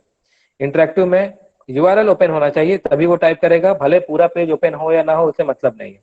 उसके बाद थर्ड ऑप्शन होता है कंप्लीट। कंप्लीट का मतलब होता है कि जिस यूआरएल को तुम क्लिक करना चाहते हो सबसे पहले वो पूरा ओपन हो जाए, ओपन हो जाए उसके बाद ही एक्टिविटी परफॉर्म करना है। तो अभी के लिए तुम लोग इसको कंप्लीट को ओपन क्लिक कर दो, तो कंप्लीट से क्या होगा, थोड़ा सा स्लो होगा। स्लो इसलिए होता है कि जब तक ये पूरी पेज ओपन ना हो जाए, देखो जैसे ये अभी घूम रहा है, तो घूमते ही यही देखोगे अभी भी थोड़ी देर के लिए घूम रहा था, मतलब रनिंग कंडीशन में है, लेकिन ये पेज तो हमारा यूआरएल तो ओपन हो चुका था, तो वो टाइप करके आगे बढ़ जाएगा। लेकिन कंप्लीट का मतलब क्या है कि जब तक ये पूरी तरह से प्रोसेस करके ओपन ना हो जाए तब तक ये आगे नहीं बढ़ेगा।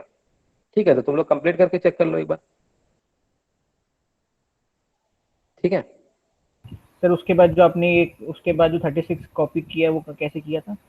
वो मैंने यहाँ पे यूज किया गेट टैक्स। गेट टैक्स में हम यहाँ पे लोकेट करते हैं कि किसे मुझे पढ़ना है, तो इंडिकेट स्ट्रिंग में जिस लोकेशन को मुझे पढ़ना है उस लोकेशन पे, जैसे ह्यूमिडिटी देना है तो ह्यूमिडिटी के लिए मैं यहाँ पे रीड करूंगा। ठीक है, मान लो ह्यूमिडिटी के लिए मैं परफॉर्म करना चाहता हूँ, तो यहाँ पे देखो 40 डिग्री पे क्लिक हो गया, और उसे एक लोकल वेरिएबल स्ट्रिंग टाइप के वेरिएबल मैंने यहाँ पे स्टोर किया। ठीक है, और फिर मैं उसको प्रिंट कर लूँ। अब ह्यूमिडिटी है तो मुझे डिग्री सेंटीग्रेड की जरूरत नहीं है, तो मैं इसे हटा दे रहा हूँ और सीधा टेम्परेचर को मैं प्रिंट कर दूंगा। ठीक है, तो अब मैं इसको रन करता हूँ,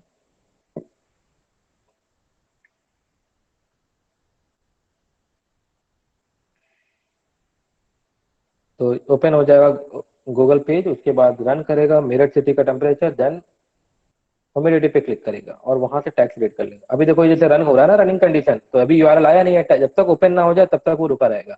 ओपन होने के बाद वो फिर से टाइप करेगा।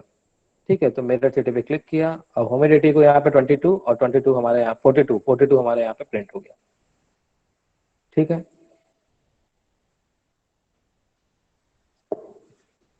ट्राई करो। सर हमें वो प्रेसिपिटेशन, विंड, टेम्परेचर, ह्यूमिडिटी एक साथ प्रिंट करना है तो? तो 3 बार रीड कर लो, ओके। गेट टेक्स्ट 3 बार इसमें रीड कर लो। ठीक है, सर जो ये गेट टेक्स्ट है ये कंट्रोल में है? हाँ कंट्रोल सेक्शन के अंदर है।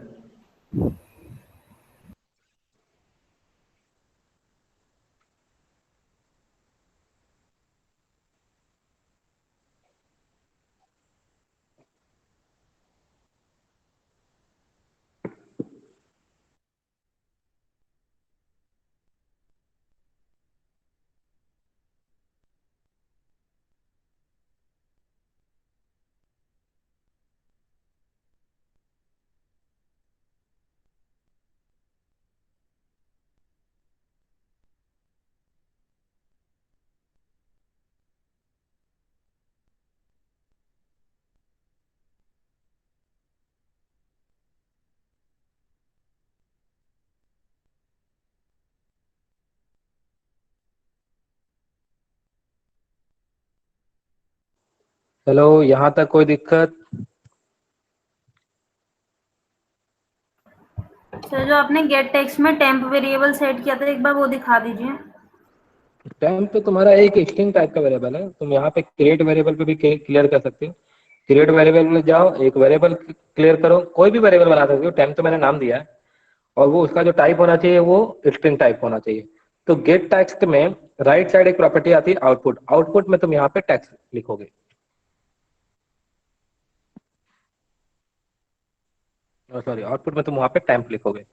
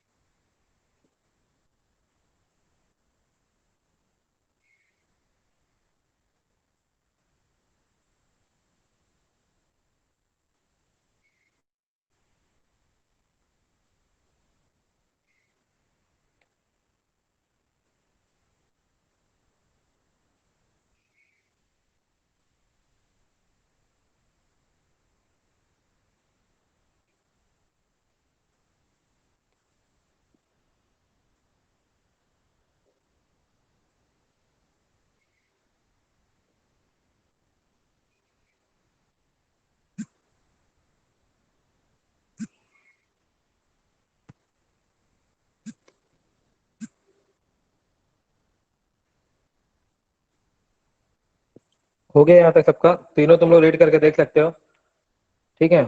एक साथ तुम लोग चारों जो वैल्यू होगी वो चारों वैल्यू रीड करके देख लो। टेम्परेचर, ठीक है, ह्यूमिडिटी, विंड, प्रेसिपिटेशन जो भी है सब कुछ रीड करके देख लो।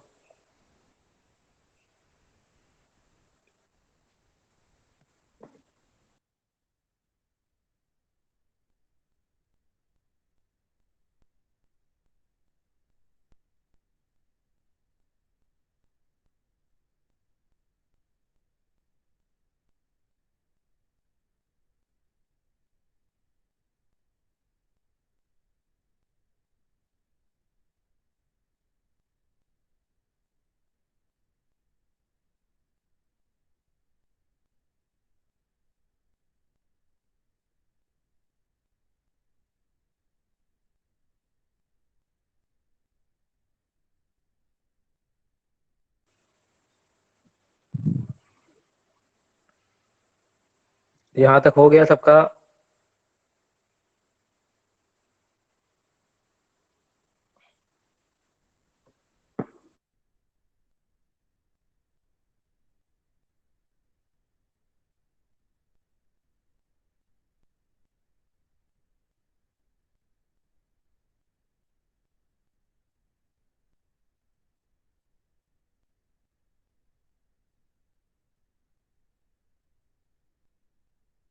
Yes sir. ठीक है, तो तुम लोग एक काम और भी कर लेना कि अगर यहाँ तक हो जा रहा है तो इस तरह तुम लोग फेसबुक पे या फिर फ्लिपकार्ट पे या फिर अमेजोन पे अपना लॉगिन बना सकते हो। मीन्स amazon.com पे जाओगे, साइन इन पे क्लिक करोगे, ऑटोमेटिक वो यूआरएल और पासवर्ड तुम्हें प्रिंट करेगा, मतलब वहां पे क्लिक टाइप करेगा और देन वहां क्लिक करेगा और लॉगिन हो जाएगा, ठीक है? अगर उस पे नहीं करना है तो फॉर प्रैक्टिस पर्पस एक पेज लिख लो, URL acme acme hyphen test dot यूआईपाथ.com, इसे ओपन कर लेना, ठीक है? तो एक्मे डॉट, जो मैंने सबसे पहले स्टार्टिंग में बताया था तुम्हें, इस पेज पे भी तुम्हारा अकाउंट बना होना चाहिए। तो एक्मे हाइफन टेस्ट डॉट यूआईपाथ.com पे क्लिक करोगे, रजिस्टर्ड पे यहाँ पे तुम्हारा मेल आईडी टाइप हो जाए, यहाँ पे तुम्हारा पासवर्ड टाइप हो जाए एंड देन लॉगिन, ठीक है? और इसके बाद अगर सक्सेसफुल लॉगिन है तो तुम लॉगिन पेज पे चले जाओगे, ठीक है? तो ये ट्राई कर लेना बनाने के बाद। इस वाले पेज में किसी को कोई भी दिक्कत? सबका परफॉर्म हो गया? किसी को दिक्कत है तो पूछ सकता है, यस सर, हो गया। ठीक है? तो अभी यूआई पाथ समझ में आ रहा है सबको? कोई दिक्कत? क्या है यूआई पाथ, कैसे काम करता है, समझ में आ रहा है? Yes sir. Yes sir. Yes sir. तो मैं नेक्स्ट कंट्रोल सेक्शन में ही आगे बढ़ता हूँ। तो कंट्रोल सेक्शन में कई बार तुम्हें if condition, while condition, do while condition की नीड पड़ेगी, स्विच कंडीशन की नीड पड़ेगी। तो अभी तक जो डिस्कस कर रहा था वो प्रीवियस वर्क पे ही था, मैं डे 3 का सिलेबस था। तो अब मैं डे 4 पे चलता हूँ। तो डे 4 पे अगर हम लोग देखेंगे तो हम कंट्रोल सेक्शन में आते हैं। ठीक है, और कंट्रोल सेक्शन में हमारे पास कई एक्टिविटी होते हैं। For example if activity, switch activity, while activity, do while and for each. ठीक है, तो स्विच एक्टिविटी का हम लोग यूज कर चुके चुके हैं और बाकी एक्टिविटी का हम लोग यूज नहीं किए हैं। फॉर एग्जांपल इफ कंडीशन, ठीक है, लेकिन बाकी लैंग्वेज के हिसाब से for example as you use in Java, Python और सी। ठीक है, तो जो फॉर्मेट वहां पे था एज इट इज वही जहाँ पे भी होगा, बस करने मतलब जो लिखने का तरीका है वो यहाँ पे थोड़ा सा चेंज होगा। ठीक है, वहां पे हम लोग टाइप करते थे, यहाँ पे हम लोग पिक एंड ड्रॉप करेंगे बस। तो इफ कंडीशन का यूज होता है if activity contain a statement and two condition. ठीक है, कोई स्टेटमेंट होगा, टू कंडीशन मैं इसलिए बोल रहा हूँ कि one condition for true and second condition for else. तो अगर ट्रू अगर नहीं हो रहा है दैट मीन ऑटोमेटिक वो फॉल्स में आ रहा है। तो इसे मैं दो कंडीशन में बता रहा हूँ कि ठीक है, तो जब इफ कंडीशन को मैं यूज करूंगा तो बाय डिफॉल्ट उसमें देन होता है और बाय डिफॉल्ट उसमें एल्स होगा। ठीक है, जैसे मैं एक एक्टिविटी यूज करके बता रहा हूँ। तो अब मैं एक्टिविटी यूज करूंगा इफ कंडीशन। तो इफ कंडीशन में अगर हम लोग चलें तो इफ कंडीशन में देखोगे तो एक कंडीशन यहाँ पे दिया हुआ और उसके करस्पॉन्डिंग दो एक्टिविटी परफॉर्म होंगी, देन की एक्टिविटी एंड फर्स्ट एल्स की एक्टिविटी। ठीक है, तो मैं एक इसमें थोड़ा सा ऐड करने के लिए एक इनपुट डायलॉग को कॉल कर ले रहा हूँ। इनपुट डायलॉग को बोला और मैं बोला एंटर एनी नंबर।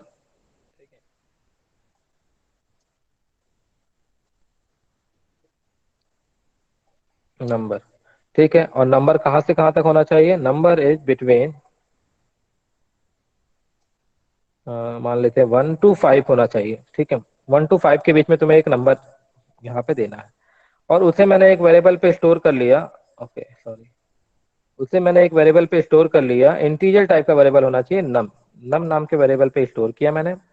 वो नम नाम का वेरिएबल जो होगा वो टाइप होगा इंटीजर टाइप, क्योंकि मैं जो 1 to 5 ले रहा हूँ नंबर वो एक इंटीजर है।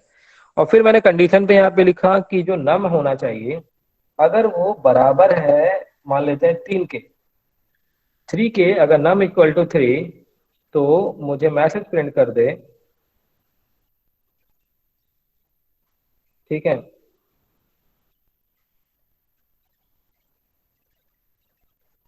तो यहाँ पे मैसेज प्रिंट कर दे यू हैव एंटर्ड नम 3। ठीक है, सिमिलरली एल्स में अगर कोई एक्टिविटी लिखना चाहते हैं तो भी ठीक है, नहीं लिखेंगे तो भी ठीक है, कोई इशू नहीं है। तो you have not entered, you have entered num 3 और यहाँ पे हो जाएगा you have not enter num 3। ठीक है, तो मैं रन करके दिखाता हूँ। यहाँ पे इसे रन किया मैंने तो सबसे पहले ही मुझसे नंबर पूछेगा।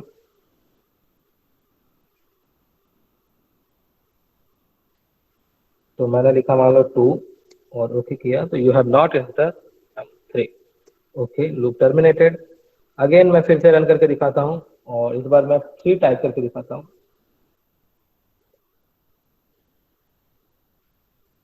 Again 3 and okay. ठीक है, तो then you have entered number 3 and click okay.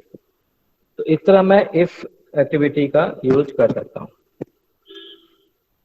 ठीक है, इसमें कोई दिक्कत नहीं होनी चाहिए, ये तुम लोग परफॉर्म कर चुके हो, करते आए हो, तो इसमें कोई दिक्कत नहीं होनी चाहिए।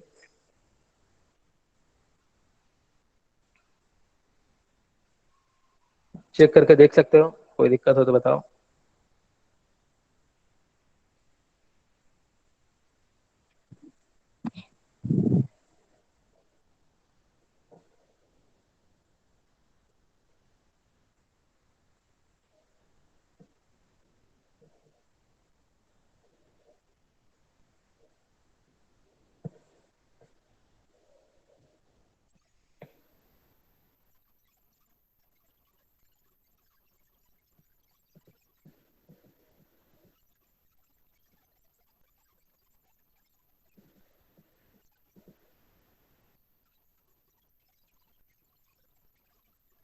कोई इशू यहाँ तक, आगे बढ़े।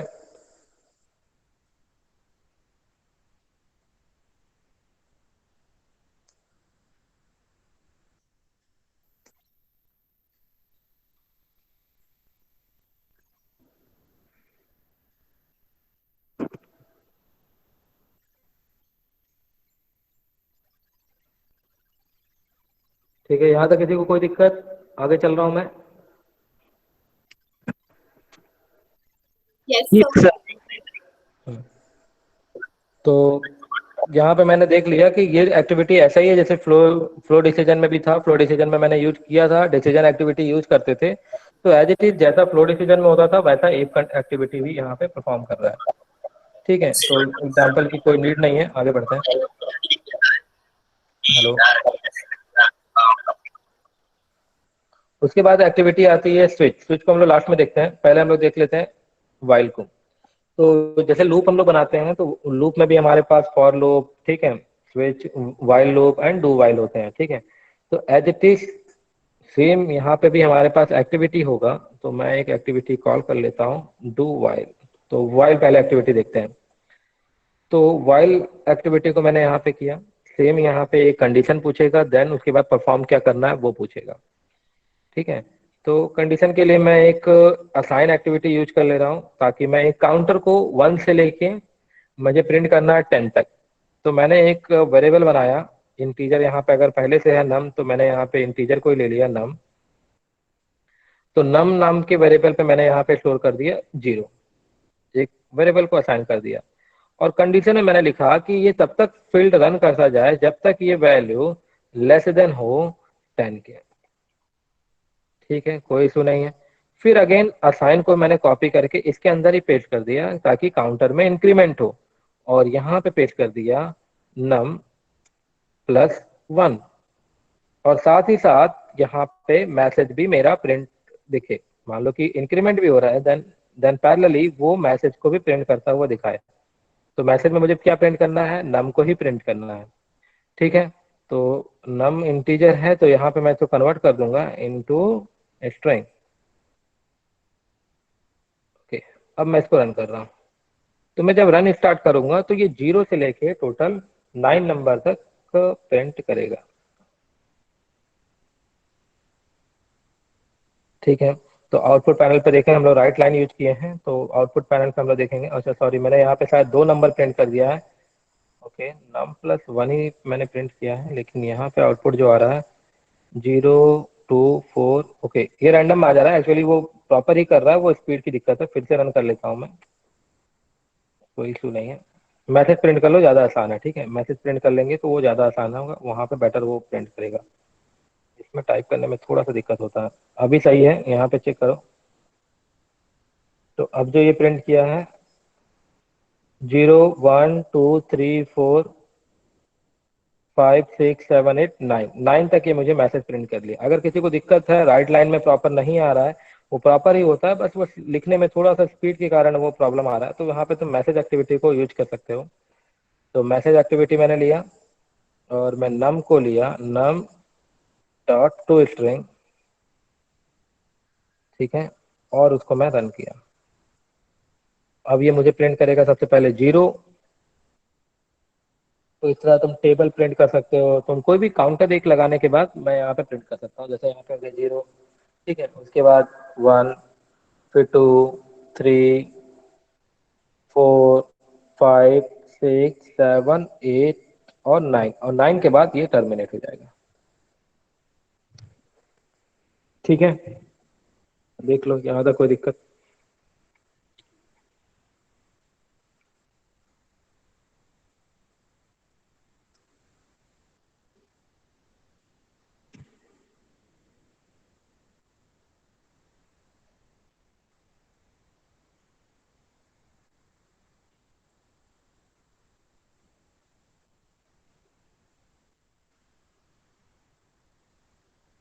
ओके, तो भुवनेश का हो गया है, और किसी का हो गया है तो यहाँ पे लिख सकता है, चैट बॉक्स पे ही टाइप कर दे इनका हो चुका है।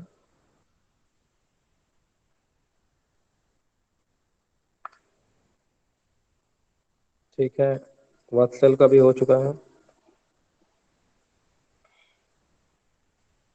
ठीक है, ओके, तो काफी लोगों का हो चुका है। तो एज इट इज जैसा हमारे पास यहाँ पे वाइल एक्टिविटी था, यानी वाइल लूप था, एज इट इज हमारे पास होता है डू वाइल। तो डू वाइल भी हमारे पास, ओके ये रहा कंट्रोल सेक्शन में ही हमारे पास डू वाइल भी एक्टिविटी है। लेकिन डू वाइल का क्या अंतर डिफरेंस कितना होता है कि एज इट इज ये काम करता है वाइल लूप, लेकिन वाइल में क्या होता है कि सबसे पहले वो कंडीशन चेक करता है, देन आफ्टर अगर if condition is true then वो बॉडी एक्टिविटी को रन करता है, यानी कि जो भी स्टेटमेंट है उसे परफॉर्म करता है। लेकिन डू वाइल में क्या होता है कि फर्स्ट चाहे स्टेटमेंट ट्रू हो चाहे वो रॉन्ग हो डजेंट मैटर, फर्स्ट वो एक बार तो एटलीस्ट वो स्टेटमेंट को रन करेगा, उसके बाद हमारा कंडीशन को चेक करेगा। तो इसमें वाइल लूप में कंडीशन पहले होगा, डू वाइल में कंडीशन बाद में होगा। तो मैंने यहाँ पे फिर से कंडीशन लिखा num num is less than 10। Again मैं यहाँ पे एक असाइन एक्टिविटी यूज कर रहा हूँ, तो असाइन एक्टिविटी मैंने यहाँ पे यूज कर लिया और यहाँ पे लिखा नम प्लस 1 और फिर इसके बाद मैसेज को मैंने यहाँ पे प्रिंट कर लिया। तो मैसेज एक्टिविटी को मैंने परफॉर्म किया मैसेज, और उसके बाद मैंने मैसेज को प्रिंट कर लिया नम डॉट टोस्ट। तो इसको भी परफॉर्म करके तुम लोग देख लो, एज इट इज सेम काम करेगा, कोई इशू नहीं है, बस वो कंडीशन लास्ट में चेक करेगा। ठीक है,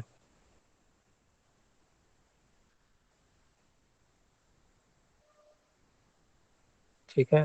तो 1 चूंकि पहले ही ऐड कर चुके हैं हम लोग, अगर मैसेज में देखोगे तो हमने सबसे पहले ही ऐड कर चुका है, इस वजह से वो स्टार्टिंग में 1 देखो यहाँ पे ऐड करने के बाद ही मैं इसको प्रिंट कर रहा हूँ। अगर यहाँ पे ध्यान दोगे तो ऐड किया है, ऐड करने के बाद ही मैं प्रिंट कर रहा हूँ, इसीलिए वो 0 फिर 0 के बाद वो ऐड कर लिया, ऐड करने के बाद प्रिंट हुआ, इसलिए स्टार्टिंग फ्रॉम 1 देन 2 3 4 5 6 7 8 9 एंड 10।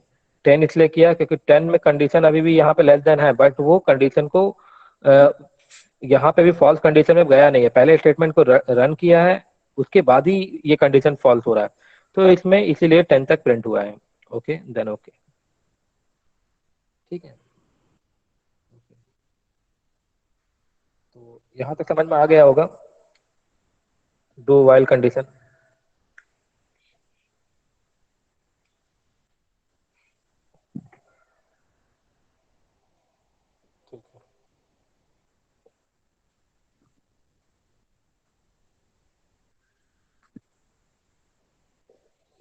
तो अभी हाँ, कल मैंने फोन नहीं कर पाया एक्चुअली, किसी बच्चे का प्रॉब्लम था इंस्टॉलेशन का, तो आज मुझे फोन कर लेगा। मेरा कल एक्चुअली बच्चों का पेपर था, इस वजह से मैं कॉल नहीं कर पाया। ठीक है, मैं थोड़ा बिजी था कल परसों। तो जिनका भी इंस्टॉलेशन का प्रॉब्लम है आज मुझे कॉल करके इंस्टॉलेशन का प्रॉब्लम दूर कर लेगा, अगर किसी का इंस्टॉल नहीं हुआ है। ठीक है, और ट्राई करो प्रॉपर स्ट्रेंथ हो, क्योंकि स्ट्रेंथ अभी भी हमारे पास जो रजिस्टर्ड बच्चे हैं 45 के अबव है, और अभी तक यहाँ पे सिर्फ 24 है, जिसमें हम भी हैं, मैम भी हैं और सर भी हैं यहाँ पे। तो स्ट्रेंथ काफी कम है, तो स्ट्रेंथ थोड़ा सा बढ़ाओ। ठीक है, बाकी समझने में कोई दिक्कत, किसी को ऐसा कुछ लग रहा है कि नहीं समझ में आ रहा है? यूआई पाथ आसान लग रहा होगा सबको? Yes sir. Excuse me sir. हाँ बोलो। सर जो आपने आरपीए चैलेंज बताया है उसमें जो फील्ड्स चेंज हो रही हैं उनको कैसे एक्सेस करेंगे? ठीक है, उसके लिए मैं बता रहा हूँ, उसके लिए तुम्हें मेंटर बता देंगे। वैसे उसके लिए यूज करते हैं हम लोग एंकर, एक एक्टिविटी होती है, मैं हिंट दे रहा हूँ। ठीक है, एंकर बेस, मैम लोग तुमको जो मेंटर है वो क्लियर करेंगे एंकर बेस। ठीक है, तो एंकर बेस का काम क्या होता है कि देखो इसमें दो चीज होती है। एंकर, एंकर का मतलब समझ में आता है, किसी पर्टिकुलर पोजीशन को होल्ड करना। ठीक है, तो एंकर में सबसे पहले उस पोजीशन को होल्ड करोगे और उसके बाद यहाँ पे टाइप इनटू लगाओगे। तो होल्ड करने के लिए हम लोग एलिमेंट यूज करते हैं, फाइंड एलिमेंट, या ठीक है, तो फाइंड एलिमेंट के थ्रू उसको होल्ड कर ले जाओगे, और उसके बाद भले ही वो लोकेशन चेंज करता रहे तो भी वो वहां पे टाइप इनटू करेगा। तो इतना मैं हिंट दे रहा हूँ, एंकर बेस्ड एक्टिविटी का यूज करोगे तुम लोग। ठीक है, बाकी ट्राई करो, ट्राई करोगे तो तुम्हें पता चलने लगेगा कि क्यों क्यों दिक्कत हो रही है, कैसे दिक्कत हो रही है। तो पूरा हेल्प नहीं करूंगा अभी मैं, तुमको बस यूज इतना समझ में आ गया कि एंकर बेस्ड एक्टिविटी यूज करेंगे। टाइप इनटू का यूज करके फिर देख लेना क्या इशू हो रही है पहले। ठीक है, आगे चलें, यहाँ तक कोई दिक्कत?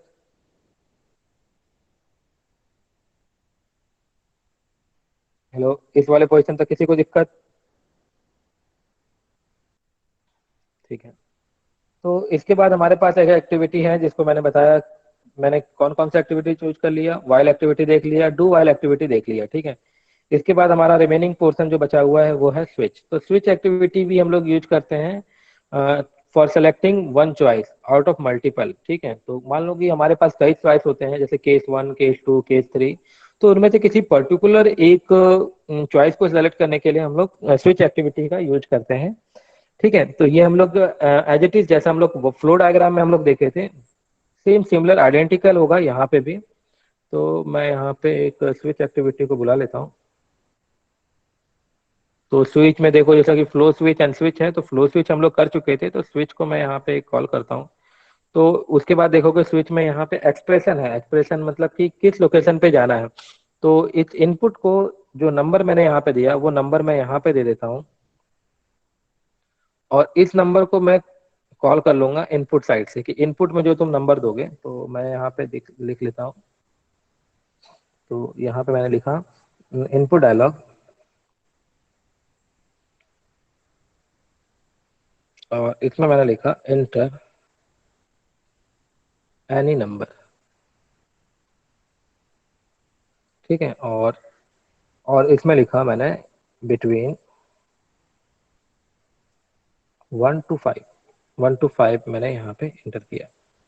ठीक है, तो इसमें कई केस ओपन हो सकते हैं। देखो, अगर मैं अब इसका जो रिजल्ट होगा वो नंबर पे मैंने यहाँ पे स्टोर कर लिया, नम पे। उसके बाद इस एक्सप्रेशन को मैंने यहाँ पे इनपुट दे दिया, यानी कि तुम इनपुट पे अगर 1 टाइप करोगे तो यहाँ पे एक्सप्रेशन 1 होगा, फिर 2 होगा, फिर 3 होगा। ठीक है, तो सबसे पहले हमारे पास डिफॉल्ट ऑप्शन होता है कि अगर बाय मिस्टेक, मतलब तुम्हें डिफॉल्ट में कुछ प्रिंट करना ही है, तो तुम यहाँ पे प्रिंट कर सकते हो। तो इसको मैंने बाद में देखूंगा, पहले केस में चलते हैं हम लोग। तो ऐड केस, तो केस की वैल्यू हो गई 1, और ओके किया तो केस नंबर 1 आ गया। वहाँ केस की वैल्यू तुम कुछ भी दे सकते हो, तो केस में 1 कर लिया मैंने। फिर यहाँ पैसेज, तो अब यहाँ पे लिखूंगा, इसका मतलब ये केस 1 कब ट्रिगर होगा, जब तुमने 1 इंटर किया होगा। तो मैं यहाँ लिखूंगा यू हैव एंटर्ड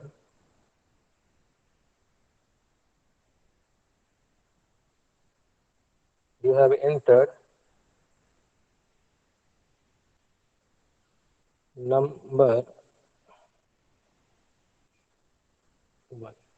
ठीक है, अब ऐसे ही हम लोग केस 2 में भी जा सकते हैं। तो अगेन केस 2, अब मैं ज्यादा काम नहीं करूंगा, मैं यहाँ से कॉपी करूंगा और यहाँ पे पेस्ट करूंगा।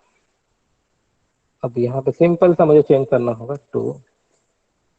सिमिलरली हम लोग यहाँ पे भी जाएंगे, केस 3,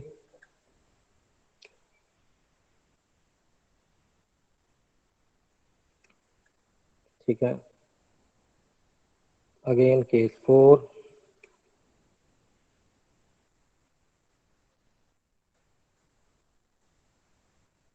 फिर अगेन केस 5।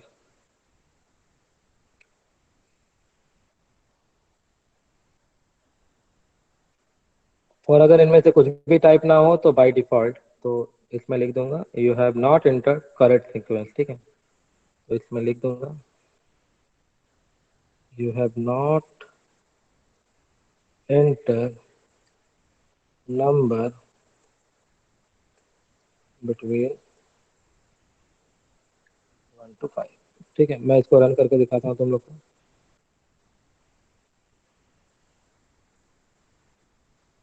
फाइल को मैंने रन किया। सबसे पहले मुझसे ये नंबर पूछेगा,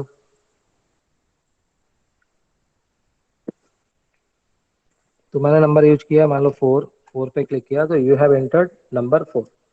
ठीक है, फिर से एक बार रन करके दिखा रहा हूँ आउट ऑफ रेंज के लिए। तो मैंने अब नंबर यूज करूंगा मैं 6।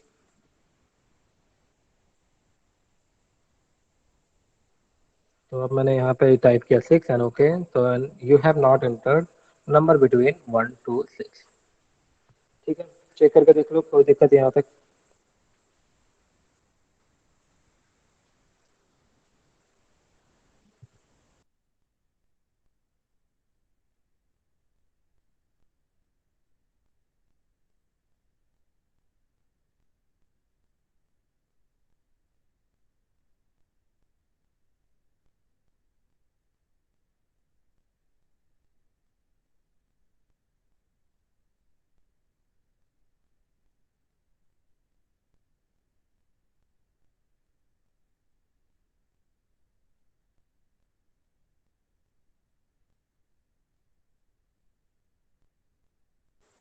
यहाँ तक चेक कर लो, किसी को कोई भी दिक्कत।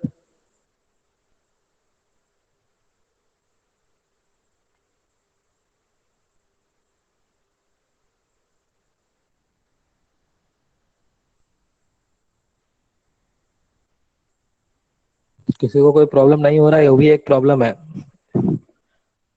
कि सबको समझ में आ रहा है या सबको ऊपर से जा रहा है।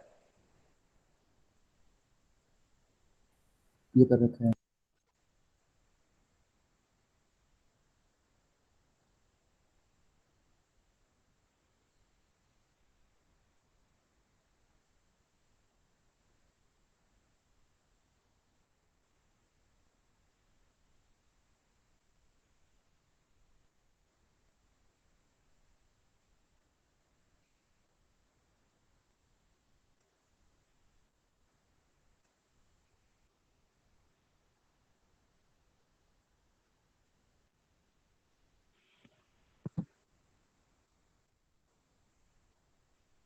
ठीक है, यहाँ तक किसी को कोई भी दिक्कत अभी नहीं हो रही होगी? कोई दिक्कत यहाँ तक? तो आज इतना ही रखते हैं, क्योंकि ज़्यादा आज हो गया है डेटा टेबल और काफ़ी कुछ मैंने देख लिया। वेब पेज को ओपन करना, वहाँ पर डेटा फीड कैसे किया जाता है, डेटा टेबल कैसे बनाया जाता है, डेटा टेबल को हैंडल कैसे किया, ठीक है, कंडीशंस, लूप, यहाँ तक हो चुका है। यहाँ तक किसी को कोई भी दिक्कत है तो डिस्कस कर सकता है, अगर अभी तक भी नहीं समझ में आया हो कुछ भी। सर, हाँ बोलो। जो आपने वो जो वेदर निकालना सिखाया था, बस इतना बता दीजिए कि गूगल क्रोम से कैसे करें, क्योंकि इंटरनेट एक्सप्लोरर से बहुत स्लो चल रहा है। गूगल क्रोम से एक्चुअली प्रॉब्लम यह है कि गूगल क्रोम अपने आप को हमेशा एक अपडेट, जो इसकी कोडिंग है, बैक एंड कोडिंग होती है, वो अपडेट करता रहता है, ठीक है। तो उसका जो यूआई एक्सप्लोरर है, यानी कि तुम एक तरह से समझ लो कि उसकी जो बैकग्राउंड लोकेशन है वो कंटिन्यूअसली चेंज होता रहता है, ताकि तुम उसको यूज ना कर पाओ, ठीक है। और हमारा एक तरह का समझ लो कि जो इंटरनेट एक्सप्लोरर है वो वन टाइम किसी ने प्रोग्राम कर दिया और वो वही चल रहा है, तो बैकग्राउंड में कभी उसकी लोकेशन चेंज ही नहीं होगी, ठीक। फॉर एग्जाम्पल, जैसे मैं एक एग्जाम्पल बताता हूँ, मैं क्रोम की सहायता से भी कर देता हूँ। फॉर एग्जाम्पल, जैसे कि अगर मैं इंटरनेट एक्सप्लोरर पे लोकेशन दूं, तो ये जो लोकेशन है, ये पोजीशन जो है, तो इसके बैकग्राउंड में जो भी कोडिंग दी होगी वो कोडिंग अभी भी वही होगी, और जब तक ये वर्जन चेंज ना करो तब भी वही होगी। लेकिन गूगल क्रोम में क्या होता है कि अगर तुमने गूगल क्रोम में इस परफॉर्म को किया तो आज इसकी कोडिंग कुछ अलग होगी, ठीक है, और कल इसकी कोडिंग कुछ अलग होगी। ये हमेशा अपने आप को अपडेट करता रहता है, इस वजह से इसको यूज नहीं करते हैं। तो गूगल क्रोम से भी मैं यूज करना बता देता हूँ, लेकिन बाय डिफॉल्ट तुम्हें इंटरनेट एक्सप्लोरर पे ही करना है। तो हम लोग सबसे पहले क्या करेंगे, यहाँ पे टूल पे जाएंगे और एक्सटेंशन को इंस्टॉल करेंगे, ठीक है। तो यहाँ पे लिख, हाँ, तो the UI path extension for Google Chrome successfully installed, तो यहाँ पे मैंने ओके कर दिया, ठीक है। अब उसके बाद सिंपल मैं वापस चला जाता हूँ और पूरे चीज को मैं डिलीट किया। अब मैं ओपन ब्राउजर पे आ जाता हूँ,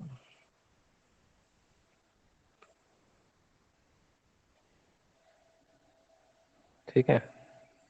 तो ओपन ब्राउजर पे क्लिक किया और ओपन ब्राउजर पे लिखा मैंने www.google.com, ठीक है। और जो ब्राउजर टाइप है उस ब्राउजर टाइप को मैं यहाँ पे सेलेक्ट किया और यहाँ पे सेलेक्ट किया क्रोम, ठीक है, और रन किया, सिंपल। अब ये मुझे जो एक्सेल फाइल होगा वो गूगल पे रन करके दिखाएगा, यानी गूगल पे ही मुझे सॉरी क्रोम पे ये गूगल ओपन करेगा। अब इस समय इंटरनेट एक्सप्लोरर को वो चूज नहीं करेगा। तो यहाँ पे देखो क्रोम ओपन हो गया, लो हो गया, ठीक है। तो देखो यहाँ पे क्रोम का जो फाइल था वो ओपन हो गया। कोई issue? No sir. No sir. तो एज इट इज इसी भी हम लोग यहाँ पे यूज कर सकते हैं, कोई इशू नहीं है, ठीक है। बट लेकिन अभी सर भी देखो, क्रोम पर जो मैसेज वो हाँ टाइप नहीं होता। हाँ, मैं वही इसीलिए तो तुम्हें कह रहा हूँ, इसीलिए तुम्हें कह रहा हूँ कि तुम क्रोम मत यूज करो, क्योंकि क्रोम में थोड़ी सी प्रॉब्लम है। अगर मैं इसमें टाइप इनटू करूंगा तो type what into, about Microsoft Edge? उस पर भी कर सकते हो, सब में कर सकते हो, लेकिन सबसे जैसे सिंपल सा समझो कि हमें अब इसके बैकग्राउंड में एक प्रोग्रामिंग होती है, जैसे मैं तुम्हें वो भी ओपन करके दिखाता हूँ। तो यहाँ पे एक होता है यूआई एक्सप्लोरर, ठीक है, ये दिख रहा है तुम्हें सबको, यूआई एक्सप्लोरर, इसकी मैं अलग से एक क्लास लूंगा।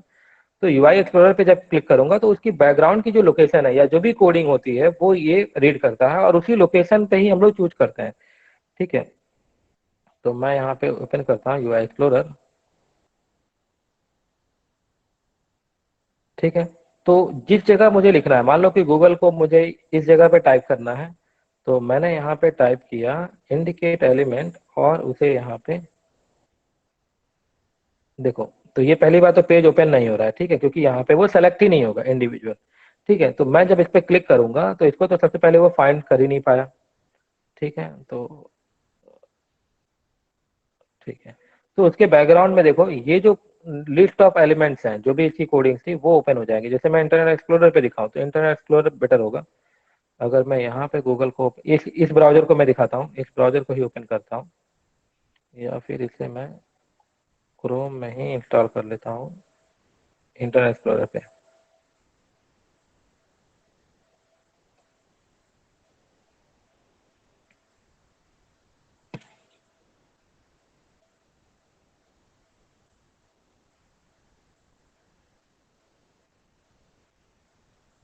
ठीक है, तो गूगल यहाँ पे ओपन हो गया। और उसके बाद जब मैं यूआई एक्सप्लोरर से यहाँ पे जाऊंगा, इंडिकेट एलिमेंट, और इस जगह लोकेशन पे करूंगा तो इसकी बैकग्राउंड में जो भी कोडिंग थी देखो यहाँ पे हमारे पास सब कुछ आ गया। दिख रहा है सबको? हर एक फाइल, उसके जो एक्सटेंशन है, जो भी फाइल्स हैं, स्टाइल्स, डेमो, जैसा भी जो भी प्रोग्राम इसके बैकग्राउंड में है या लोकेशन जो भी है, वो सब कुछ यहाँ पे आ गया।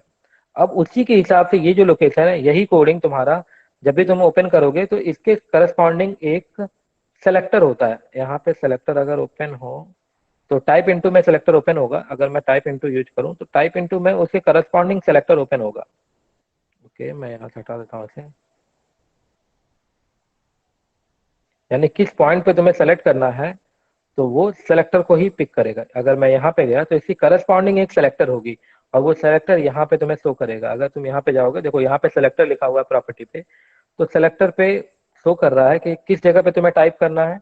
तो यहाँ पे गूगल, जहाँ पे HTML है इसका गूगल में, और टैग इनपुट नाम से टैग किया होगा, तो इसकी जो प्रोग्रामिंग है वो इस टाइप के नाम यहाँ पे लिखा होगा, तो वहीं पे तुम्हें टाइप करना है। जैसे यहाँ पे देखो ये इनपुट, इसकी जो कोडिंग खोलोगे तो यहाँ पे इनपुट और ये जो समथिंग है इसके बैकग्राउंड में वो यहाँ पे लिखा होगा। लेकिन ये इंटरनेट एक्सप्लोरर पे ये फाइल कभी भी चेंज नहीं होगा, ये हमेशा वैलिड देगा, ठीक है। लेकिन अगर मैं इस फाइल को थोड़ा सा चेंज करूं, देखो मैं अगर यहाँ पे कुछ भी टाइप करके इस लोकेशन यहाँ पे चेंज कर दूं, मतलब यहाँ पे गूगल लिख दिया या फिर कुछ भी लिख दिया, अब इसकी फाइल वो लोकेशन तो चली गई, ठीक है। अब मैं इसको अगर मैं चेक करूंगा तो वो मुझे वैलिड नहीं दिखाएगा, ठीक है। मैं यहाँ पे चेक कर लेता हूँ। ओके, इसे कैंसिल करो। अब मैं इसको चेक करूंगा, अच्छा अभी वो वही है, वैलिड ले रहा है क्योंकि वो गूगल पे इस पेज को फाइंड कर रहा है। तो मैं मान लेता हूँ फिर फ्लिपकार्ट को ओपन कर लेता हूँ। फ्लिपकार्ट, तो पेज हमारा अभी भी ओपन है, लेकिन चूंकि फ्लिपकार्ट को ओपन कर लिया मैं, तो अब चूंकि वो गूगल का यूआरएल तो अभी शो हो नहीं रहा है, अब इसको वो नॉट वैलिड दिखाएगा। यहाँ पे वैलिड है ना, वैलिड पे जब क्लिक करूंगा, ओके हाईलाइट अभी हो रहा है, अच्छा सॉरी इस पोजीशन पे था, मैं ध्यान नहीं दिया, इस पोजीशन पे था, इसको मुझे चेंज करना था। तो मैंने यहाँ पे लिखा फ्लिपकार्ट और फ्लिपकार्ट को ओपन कर लिया मैं। अब ये सेलेक्टर उसे फाइंड नहीं कर पाएगा। ये देखो यहाँ पे आ गया नॉट वैलिड, ठीक है, अभी तो हो रहा है। तो ये गूगल, जैसे कि इसका लोकेशन जो बैकग्राउंड की जो भी कोडिंग थी वो चेंज हो गई, इस वजह से इसको वो फाइंड नहीं कर पा रहा है, ठीक है। लेकिन वापस से अगर मैं इसी जगह पे अगर वापस से गूगल पे चला जाऊं, फिर से वो फाइंड कर लेगा। अभी फिर कुछ भी मैंने नहीं किया, प्रोग्राम सब कुछ वही है। अभी मैं वापस से अगर कहूंगा तो ये वैलिड हो जाएगा, देखो। तो ये जो कुछ भी चेंज हो रहा है, तो ये क्या होता है कि क्रोम में हमेशा कंटिन्यूअसली बैकग्राउंड की कोडिंग, क्योंकि वो प्राइवेट संस्था है, तो हमेशा वो बैकग्राउंड की जो भी इसकी बैकएंड कोडिंग होती है वो चेंज होती रहती है। तो इस वजह से हम लोग कोई भी टास्क परफॉर्म करते हैं तो क्रोम उसको अलाउ नहीं करता है, ठीक है। ये एक तरह का सिक्योरिटी पर्पज के लिए। लेकिन अगर हम लोग इंटरनेट एक्सप्लोरर से करें तो इंटरनेट एक्सप्लोरर वन टाइम की प्रोग्रामिंग है, वन टाइम जिसने इसको चेंज किया वो हमेशा वही रहता है। इस वजह से इसमें हमें टास्क परफॉर्म करना आसान होता है। क्लियर है?